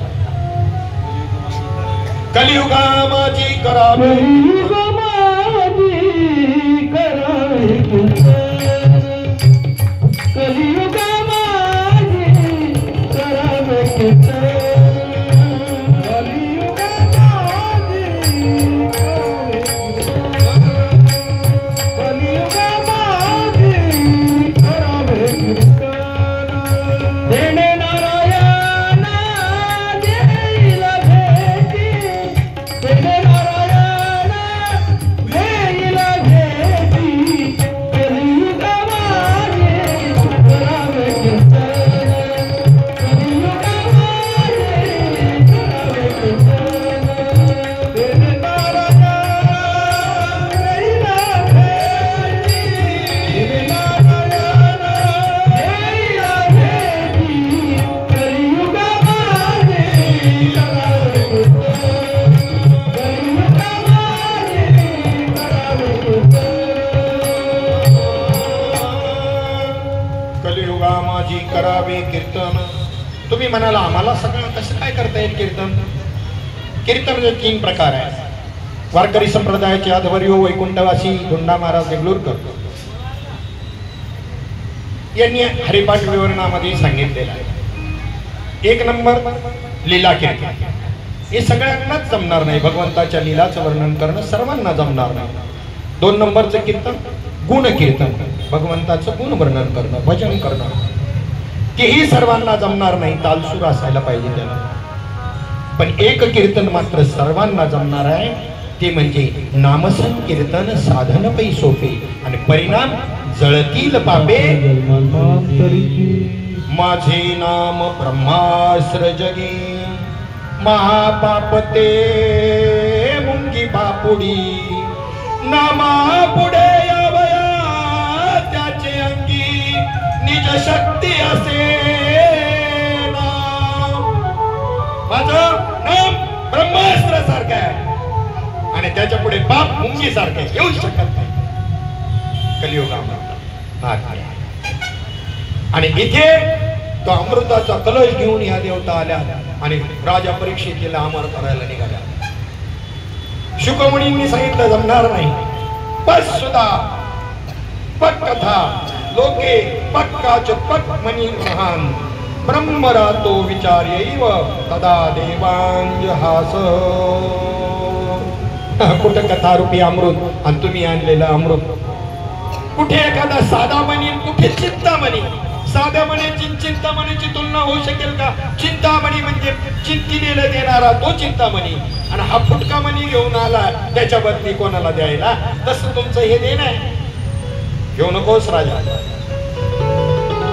या ठिकाणी दिवसातून एक अर्धा श्लोक जरी भागवताचा जरी एक सोडा पण अर्धा श्लोक जरी रोज वाचला तरी कोट्यावधी यज्ञ केल्याचं पुण्य, रोज कोटी यज्ञ केल्याचं पुण्य मिळते. कोटी कोटी यज्ञ नित्य ज्याचा नेम, एक हरी नाम जपता घडे. हे भागवताचं महात्म्य. एक वेळेला ब्रह्मदेवानं सर्व साधने एका तराजूच्या एका बाजूला ठेवली आणि भागवत शास्त्र एका बाजूला ठेवलं, तर भागवताचं पारडं जड झालं. असं हे भागवत शास्त्र, याचं महात्म्य या भागवत महात्म्यामधून सांगितलं. आणि त्यानंतर दुसरा जो स्कंद आहे, प्रथम स्कंद जो आहे, या प्रथम स्कंदाला सुरुवात केली. त्याच्यामध्ये मंगलाचरण अतिशय महत्वाचा भाग असतो. कोणतंही सत्कार्य सुरू करत असताना त्याच्या आधी मंगलाचरण करण्याची पद्धत आहे. मंगलाचरण कोणाचंही होत नसतं. ज्याचं आचरण मंगल आहे ना, ज्याचं आचरण मंगल आहे त्याचंच मंगलाचरण होत असतं. कोणाचंही मंगलाचरण नसतं होत. मग मंगलाचरण करताना व्यास महर्षींनी ब्रह्मसूत्र लिहिलेले ना, त्या ब्रह्मसूत्रातलं जे जन्माद्यस्य यत या सूत्राने भागवताचं सुद्धा त्या ठिकाणी मंगलाचरण या प्रथम स्कंदामध्ये करायला सुरुवात केली. तत्पूर्वी एक कथा ओघवत्या भाषेमध्ये या भागवत महात्म्याची सांगायची राहील, ती सांगतो. तुंगभद्रा नदीच्या काठी आत्मदेव नावाचा ब्राह्मण, सच्चील असा शुद्ध हृदय असणारा सत्कर्म करणारा परोपकारी ब्राह्मण त्या तुंगभद्रा नदीच्या तीरावर राहत होता. त्याची धुंदुली नावाची पत्नी होती. नावासारखीच होती. धुंदुली म्हणजे सदा दूरवर्गी, दुष्ट वृत्तीची, कपटी वृत्तीची. पतीशी कवा जमलं नाही तर कुटुंबातल्या गावाशी कोणाशी कधी जमल तिचं, म्हणून तिचं नाव धुंदुली होती. आत्मदेव ब्राह्मण, सर्व काही संपत्ती भरपूर आहे, पण पोटी पुत्र संतान नसल्यामुळे दुःखी होता विचार. काय करावं या चिंतेमध्ये कोणतं जर त्या ठिकाणी तिथून त्या ठिकाणी एकदा विचारच केला की आपण गेल्यानंतर आपल्या पूर्वजांना मुक्ती देण्याकरता, त्यांची श्राद्ध करण्याकरता, पितृ करण्याकरता, त्यांना ऊर्ध्वगती देण्याकरता माझ्या कुळामध्ये एखादाही सुपुत्र नसावा, त्यापेक्षा मी जगून काय उपयोग आहे. म्हणून आपला जीव देण्याकरता हा आत्मदेव ब्राह्मण अरण्यामध्ये निघाला. एक तलाव होता, त्या ठिकाणी जाणार, जीव देणार. तिथे एक महात्मा आलेला होता. त्या महात्म्याचं याला दर्शन घडल्यानंतर याचे हे पाहिल्यावर म्हणलं दर्शन तर घेऊ. महात्म्याचं दर्शन घ्यायला गेला आणि त्या ठिकाणी त्यांचा संवाद झाला. आपण कोण, यांनी आपला परिचय दिला. का बरं असं उदास दिसता? म्हटले पोटी पुत्र संतान नसल्यामुळं आणि मला उद्विग्न अवस्था प्राप्त झाली, मी जीव द्यायला निघालेलो आहे. नाही, आत्महत्या करणं हा त्याच्यावरचा उपाय नाही. कोणत्याच गोष्टीवरती आत्महत्या उपाय नाही बरं का. आज बरेचसे शेतकरी विद्यार्थी आत्महत्या करतात, परंतु होतं काय, त्यानंतर त्याने तिथून सुटका होत नाही. त्या कर्मातून पुन्हा जन्म घ्यावा लागतो ते फेडाया करता. ध्यानात ठेवा, त्याच्यावरचा उपाय नाही जीव देणं. पुन्हा जन्म घ्यावाच लागतो हे फेडण्याकरता. म्हणून आत्महत्या करू नये, तो समजून सांगायला.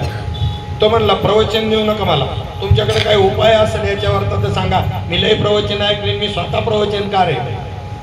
आत्मदेव ब्राह्मण देता आलं तर बघा, आहे का तुमच्याकडे उपाय? त्यांनी पाहिलं त्याची हस्तरेखा, म्हटलं 7 जन्म संतती नाही तुझ्या नशिबामध्ये. आता तर जास्त दुःख झालं. म्हणला मला वाटलं की एवढ्या जन्मापुरते, तर तुम्ही आता माझं जास्त दुःख वाढवलं, अजून 7 जन्माचं पुढं असं वाढून ठेवलं माझ्यासमोर. पण तो विचारी होता, विवेकशील होता. तो म्हणला अरे 7 जन्माचं पुढचं कळतंय माझं म्हणल्यानंतर हा मात नाही. आणि त्याने त्याचे पाय धरले, सोडणारच नाही. मला ही मागणी तुम्हीच पूर्ण करू शकता. मग ब्रह्मलिखित बदलतं का नाही? बदलतं. शाबास. तसं पाहिलं तर लिहिलेला रेखा न चुकी ब्रह्मादिका. संचित बदलत नाही, कर्म बदलत नाही, भोगूनच सारावं लागतं. पण एक अपवाद आहे, साधूच्या आशीर्वादानं तुमचं संचित तिन्ही कर्माचा बाध करण्याचं सामर्थ्य साधूच्या आशीर्वादानं. एका जनार्दनी भोग प्रारब्धाचा, हरी कृपे त्याचा नाश झाला. तुटे भवरोग संचित क्रियमान भोग, ऐसे विठोबाचे नाम उच्चारिता खंडे जन्म. असं भगवंताचं नाम आहे. ते तिन्ही कर्म संचित क्रियमान आणि प्रारब्ध तिन्हींचाही नाश करण्याचं सामर्थ्य भगवंताच्या नामामध्ये आहे. एक वेळ नारद मुनी फिरत फिरत मृत्यूलोकात आले. एका ठिकाणी ओम भिक्षांदेही म्हणून भिक्षा मागितली. 60 वर्ष वय असणारी तिसरी माधुकरी घेऊन आली. पण उदास चेहरा पाहिल्यानंतर नारद मुनींनी विचारलं. तिने सांगितलं पोटी पुत्र संतान नाही म्हणून चिंता आहे. ठीक आहे, देवाला विचारतो मी वैकुंठाला गेल्यावर. वैकुंठाला जाऊन महाविष्णूंना विचारलं, अमुक गावामध्ये अमुक अमुक कुटुंब राहतं, एखादी संतती त्यांना दिली तर काय तुझ्या डोळ्यात धोंडा पाडणार आहे? चांगलं आहे, तुझी भक्ती करतात आणि त्यांना तो ते नाही एवढं. नारद मुनी हो त्यांच्या नाहीये, त्यांनी कर्म मागची अशी केलेली आहेत ना, किती वेळेला संतती दिली त्या जन्मात गर्भपात केले, त्याचं फल आहे. त्यांना संतती नाही ना, त्या गर्भपाताचा परिणाम आहे, देता येणार नाही. ठीक आहे, गप्प बसले नारद मुनी. पण पुन्हा एकदा फिरत फिरत 12 वर्ष नंतर त्या गावात त्या घरी भिक्षा मागायला गेलेल्या असताना 2 पोरं खेळताना दिसली. म्हणले शेजाऱ्याची असती. म्हणून त्या माऊलीला विचारलं, ही मुलं माझी? अरे बापरे, आता तर असा बेभान झाला. मी एवढा अंतरंग भक्त नारद मुनी म्हणतो, देवाचं असताना माझ्यापासून लपवलं, हे झालंच कसं? तेव्हा मी विचारलं का, म्हणले यांच्या जन्मामध्ये संतती नाही आणि आता कसं काय झालं? त्यात पाय आपली तसेच वैकुंठाला देवाला विचारलं. देवाने सांगितलं थांब माझ्या बरोबर चल, मी तुला सांगतो याचं कारण काय आहे. आणि त्याला बरोबर घेतलं नारद मुनीला. पुन्हा मृत्यू लोकात आले. हा, एका ठिकाणी शुक्ताच्या ठिकाणी वटवृक्षाच्या खाली एक महात्मा बसलेला होता, अस्थिपंजर झालेला पाल असा, आणि त्याच्याजवळ नारद मुनींना घेऊन गेल्यानंतर त्या ठिकाणी तो अंतर ध्यानामध्ये मग्न होता. परंतु त्याला आता ध्यानावर आणण्याकरता भगवंतांनी त्याच्या अंतःकरणातलं रूप दिसायचं बंद केलं. ते अस्वस्थ झालं, बाहेर डोळे उघडून पाहिलं तर या आतलं त्याला बाहेर दिसलं. वृत्तीवर आणायचे काम महात्म्याच्याच हातात असतात. सगळ्या किल्ल्या तुका म्हणे किल्ल्या त्या आता संत हाती. एक वेळ महिनाभर बाबा बरोबर फिरत होतो, महिनाभर. घरच्यांनी तक्रार केली. त्याच्यानंतर आता म्हणले तुम्ही काही बोलू नका, आम्ही सांगतो त्यांना काय सांगायचं. आणि कारगावरून त्या खोपोलीला आलो. एस टीमध्ये बाबा बसायला गेल्यानंतर आम्ही निघालो. इकडे या. कुठे चालले म्हणलं घरी. घर आहे का तुम्हाला? उलट बोलायला सुरुवात केली. काय आहे घरी? चला ना कुठेतरी वैष्णव आमच्या बरोबर, चला ना कुठेतरी वैष्णव मेळावा, काहीतरी जाऊ आपण म्हणे. असा उलटा उपदेश. पण त्या बोलण्यातून काय शक्ती आमच्यामध्ये प्रसारित केली. त्यानंतर परमार्थाबद्दल थोडासा उदास झालो आणि प्रपंचाकडं चित्त लागायला लागलं. बरं का, कशी क्रिया आहे त्यांच्याकडं. प्रपंचातलं चित्त काढायचं त्यांच्याच हातात आहे आणि प्रपंचात तुमचं चित्त घालवायचं तरी त्यांच्याच हातात आहे. 4-5 महिने व्यवस्थित काम धंदा करायचा, फक्त सुट्टी असल्यावरच सत्संगाला किंवा बाबा आल्यानंतर ते सुद्धा घरी राहून देत नव्हते. परंतु अशी कृती त्यांच्या हातात त्या किल्ल्या असतात. झालं. त्यानंतर त्या त्यांनी पाहिल्यानंतर भगवंताला त्यांनी दंडवत घातला त्या मुनींनी आणि सांगितलं की काय कशा करता आला. तर त्यावेळेला त्या देवाने सांगितलं मला तुझं शिर पाहिजे काही कारणा करता. त्याने देवाची तलवार घेतली, आपलं शिर उतरून लगेच त्यांच्या हातात पायासमोर ठेवलं. नारद मुनी या महात्मेने त्या कुटुंबाला त्या स्त्रीला आशीर्वाद दिला होता संततीचा, म्हणून ती 2 मुलं मला द्यावा लागली. त्याचं सामर्थ्य, त्याचा त्याग पाहिला का. म्हणून म्हणजे सांगितलं ना, ब्रह्मलिखितात नव्हती संतती, पण संतती झाली. कोणी आशीर्वाद दिला? साधूनी, महात्म्याने. त्यामुळं ब्रह्मलिखित सुद्धा खोटं ठरवण्याचं सामर्थ्य साधूच्या आशीर्वादामध्ये लक्षात असो. येरवड्याच्या पुढं काय होतं? सगळं जंगल होतं वाघोलीपर्यंत. आम्हाला माहिती, आम्ही साक्षी आहे त्याची. मी लय जुनाट हो आहे. आलं का लक्षात? काय कंडिशन होती या वाघोलीची? प्यायला पाणी होतं का इथं? तिथून येतपर्यंत झाडं सुद्धा अशी कवचित अशी विरळ खडकाळ सगळं. आज कशी परिस्थिती कशामुळे झाली? ध्यानात असू द्या फक्त, त्याच्या पुढे मला बोलायचंच नाही. अजून उत्कर्ष होईल तुमचा, होऊ द्या, आनंदाची गोष्ट आहे. पण ज्यांच्यामुळे झाली त्यांना विसरू नका. आमच्या गावचं सांगतो, थोडस 10 मिनिटं जास्त होतील आता, आज काही हरकत नाही. आमच्या गावचं सांगतो की जंगलामध्ये गावाच्या जवळ येतपर्यंत गाव दिसत नसतं, एवढं जंगल. एक भातसिद्धी सोडल्यानंतर ते भात काढल्यानंतर तिथून पुढे काही काम नाही, काही नाही. तेही आलं नीट, पाऊस व्यवस्थित झाला तर 3 किलोमीटर महात्म्यांना पायी चालत यावं लागायचं, अशी स्थिती होती. रस्ता नव्हता जायला. अतिशय दयनीय परिस्थिती की एक वेळ उपवास काढून लोकांना राहावं लागायचं, एकच टाइम जेवण, अशी कंडिशन. पण महात्म्यांचा चरण स्पर्श तिथे झाला आणि अवघं बदलून गेलं, सगळं पालटलं. हायवे नगर कल्याण रस्ता गावाच्या बाजूने झाला. पिंपळगाव जोगाचं धरण झालं, पाणीच पाणी भरपूर. कशाचा परिणाम? संत सामान्य समजले का? बुवा समजले का? आमच्यासारखा तुम्ही बुवा समजले काय? झालं संत सामान्य आहे का काय?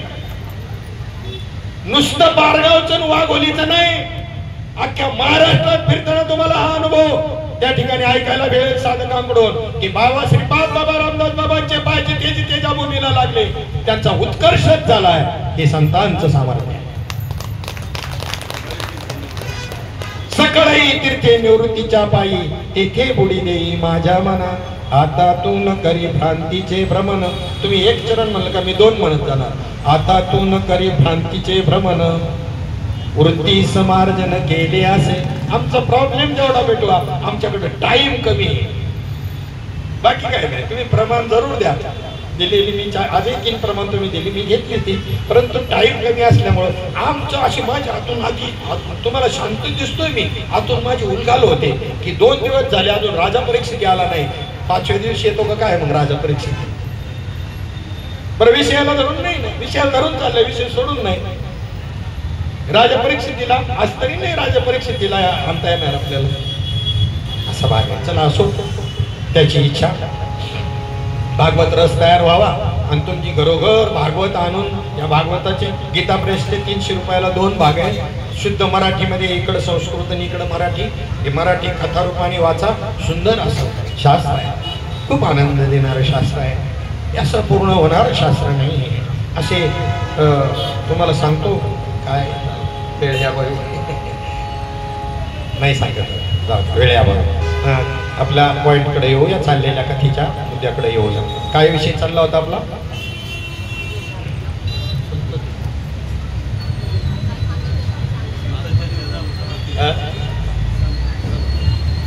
कथाचा भाग, कथा भाग कोणता चालला होता? अहो आपला आत्मदेव ब्राह्मण राहिला ना असं काय करा. आणि मग तो त्याला सांगितलं, अरे पुत्र संतती करता तू एवढा प्रयत्न करायला निघाला, पण जीव द्यायला निघाला. अरे पुत्र तुला एखाद्या वेळेला चांगला मिळाला तर बरं, नाही तर काय काही फसवलं. रात्री 2:30 वाजता त्यांच्या मित्रांनी त्याला अशा कंडिशन मध्ये घरात आणून टाकावं लागतं. ते आई बाबा म्हणतात की नसतं झालं तर बरं झालं असतं. त्यांनी वेण राजाचं उदाहरण दिलं, अंगराजाचा पुत्र वेण, त्याच्यामुळे त्याला किती दुःख भोगावं लागलं अंगराजाला. चित्रांगदाला आपल्या पुत्रामुळे किती दुःख भोगावं लागलं. त्यापेक्षा तुला नाही ना बरं तो म्हणला बाकीचं मला सांगू नका. त्याने त्या ठिकाणी आशीर्वाद दिला, एक फळ दिलं, हे फळ तुझ्या पत्नीला खायला ते सांगितलं. घरी आला, धुंदुलीला ते फळ दिलं, त्याचं विधी सांगितला, भक्षण करायला सांगितलं. पण ती धुंदुली अशी होती, आता एक फॅड समाजामध्ये वागायला लागलेलं आहे, मुलं नको. हो 3-4 मुली, चांगलं 35 वय झालेलं आहे, लग्न होऊन 35-40 वय झालेलं, फॉरेनला आहे, साधक आहे दोन त्याच्यातल्या, मुलं नको म्हणता.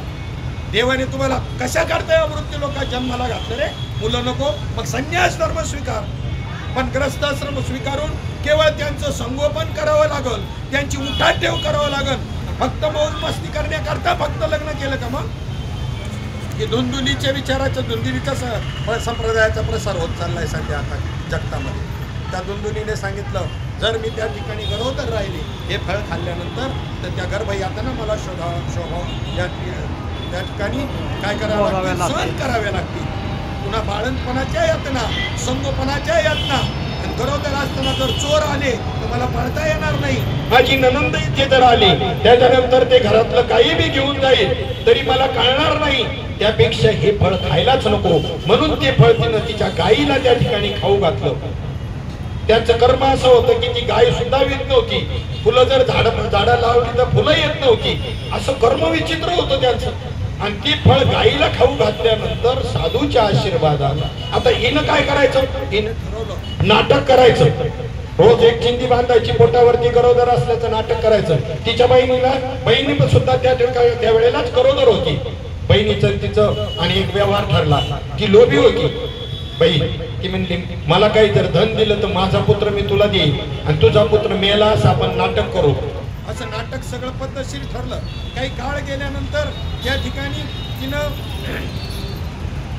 त्या बहिणीला जो पुत्र झाला आणि तो पुत्र घेतला आणि इथं बाळणपण झाले असं दाखवलं आणि प्रत्यक्षामध्ये मात्र तसं नव्हतं. त्याचं नाव नाही, त्याचं नाव धुंदुकारी. धुंदुकारी म्हणजे आईनं नाव ठेवलं आणि त्या ठिकाणी पहिलं तर तोच नाव ठेवायला निघाला होता. कोण? आत्मदेव ब्राह्मण. तो म्हणला दुःख भोगले मी नाव ठेवाय, तुम्ही काय मी ठेवणार, म्हणून तिने नाव ठेवलं धुंदुकारी हे नाव तिने ठेवलं. आणि त्यानंतर त्याच वेळेला त्या गाईलाही पुत्र झाला, त्याचं नाव गोकर्ण असं या आत्मदेव ब्राह्मणाने ठेवलं. तो गोकर्ण अतिशय शुद्ध सात्विक स्वभावाचा होता. शुद्ध बीजा पोटी फळे रसाळ गोमटी, अतिशय सात्विक भाविक अशा पद्धतीचा. आणि हा धुंदुकारी मात्र त्याच्या उलट अतिशय दुष्ट कर्म करणारा, पोरांमध्ये खेळता खेळता सहज उचलून विहिरीमध्ये पोरांना टाकायचा, मारामाऱ्या करायचा, दंगेदोफे करायचा, वेश्या व्यवसायापर्यंत गेला. पण त्यावेळेला घरातलं धन संपलं संपूर्णपणे. मग त्या ठिकाणी आत्मदेव ब्राह्मण क्लेशयुक्त होऊन काय करावं गोकर्णाला विचारलं. गोकर्णाने सांगितलं काही नाही, अरण्याचा रस्ता धरा, भगवंताचं चिंतन करा. त्याचा त्याग करून संसाराचा तो अरण्यामध्ये निघून गेला आत्मदेव ब्राह्मण. इकडेच त्या ठिकाणी परमार्थ करत आपला देहत्याग केला. इकडे आता कोणताही प्रतिबंध तो पहिलाच नव्हता, आता तर मोकळा मंगळवार. मग सगळं धन संपवलं आणि चोरी करायला, चोऱ्या माऱ्या करायला या धुंदुकारीनं सुरुवात केली. वेश्यांच्या नादी लागला, घरामध्ये वेश्या आणून ठेवल्या, धन आणून त्यांना द्यायचं. त्या वेश्यांच्या अंतकरणामध्ये असं आलं की जर कधी आपण हा जर पकडला गेला, आता हे सगळं धन आपण घेऊन याला मारून टाकू. आपण जर कधी पकडला गेला हा तर आपल्यालाही पकडलं जाईल आणि तुरुंगात दिवस काढावे लागतात. म्हणून त्यांनी त्याला त्या ठिकाणी मारण्याचा प्रयत्न केला. दुष्ट माणसं लवकर मरत नाहीत, तो लवकर मरेना. त्याचा गळा दाबून मारण्याचा प्रयत्न केला पण तो मरेना. आणि मग त्याच्या तोंडामध्ये इंगळ टाकले, अशी कंडिशन केली. मग तो तडफडून मेला. पण या पद्धतीनं मरण आल्यामुळे तो पिशाच्य योनीला प्राप्त झाला. आईने त्याच्या अगोदरच त्या कृत्य पाहून विहिरीमध्ये उडी मारून जीव दिला होता. आत्मदेव ब्राह्मण त्याचा पिता अरण्यामध्ये निघून गेला होता. गोकर्णही तीर्थयात्रेला निघून गेला होता. गोकर्णाला काही मंडळी गयेला भेटली त्याच्या गावची. तेव्हा याच्या उद्धारा करता गयेमध्ये त्यांनी पिंड श्राद्धदानाचा कार्यक्रम केला. आणि पुन्हा फिरत फिरत आपल्या गावी हा गोकर्ण आलेला असताना आपल्या घराच्या बाहेर अंगणामध्ये रात्रीच्या वेळेला झोपला.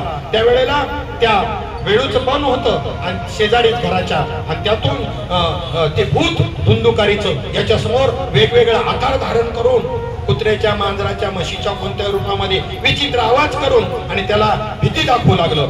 तो घाबरला नाही. हातामध्ये पाणी घेतलं, संकल्प केला भगवान नामाचा आणि त्या दिशेनं फेकल्याबरोबर आणि त्या ठिकाणी मग त्या ठिकाणी असं बोलायला सुरुवात केली की मी तुझा भाऊ धुंदुकारी आहे, पिशाच्य योनीला प्राप्त झालो दुष्कर्मामुळं, तर माझा उद्धार कर बंधू, मला माझी तुला विनंती आहे.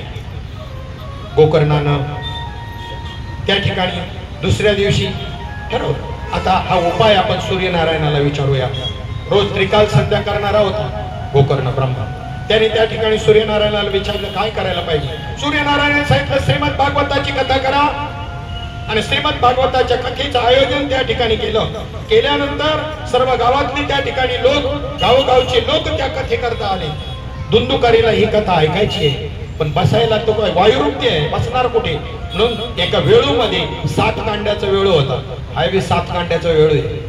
9 इथं 7 म्हणलेले, 9 न धरता ते वेगवेगळ्या उपमा दिल्यात. इस बंगले को 10 दरवाजे, वेगवेगळ्या भूमिकेतून त्या उपमा येतात. आणि त्या 7 कांड्याच्या याच्यामध्ये जाऊन ते धुंदुकारी त्या ठिकाणी पिशाच्य बसले. जसं जसं भागवत कथा चालू झाली आणि पहिला दिवस एक कांड तुटायचं, दुसरा दिवस दुसरं कांड, असं 7व्या दिवशी 7वं कांड त्या ठिकाणी तुटलं.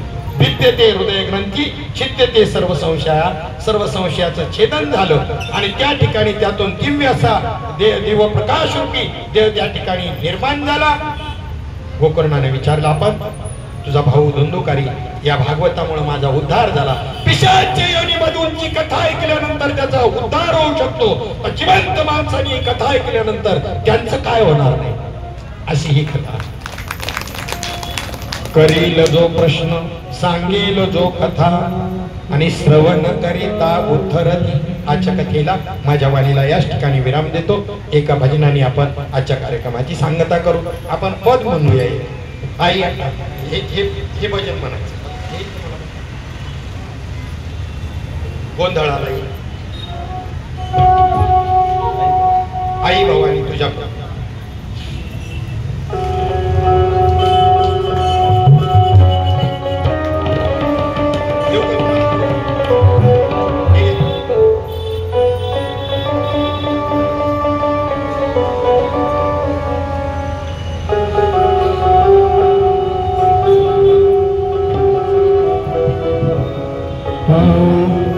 भवानी तुझ्या कृपेने तारसी भक्ताला अगाध महिमा तुझी माऊली वारी संकटाला आज कृपा करी आम्हावरी जागवी तोरा प्रसारी आज कृपा करी आम्हावरी जागवी तोरा प्रसारी आज दूध आला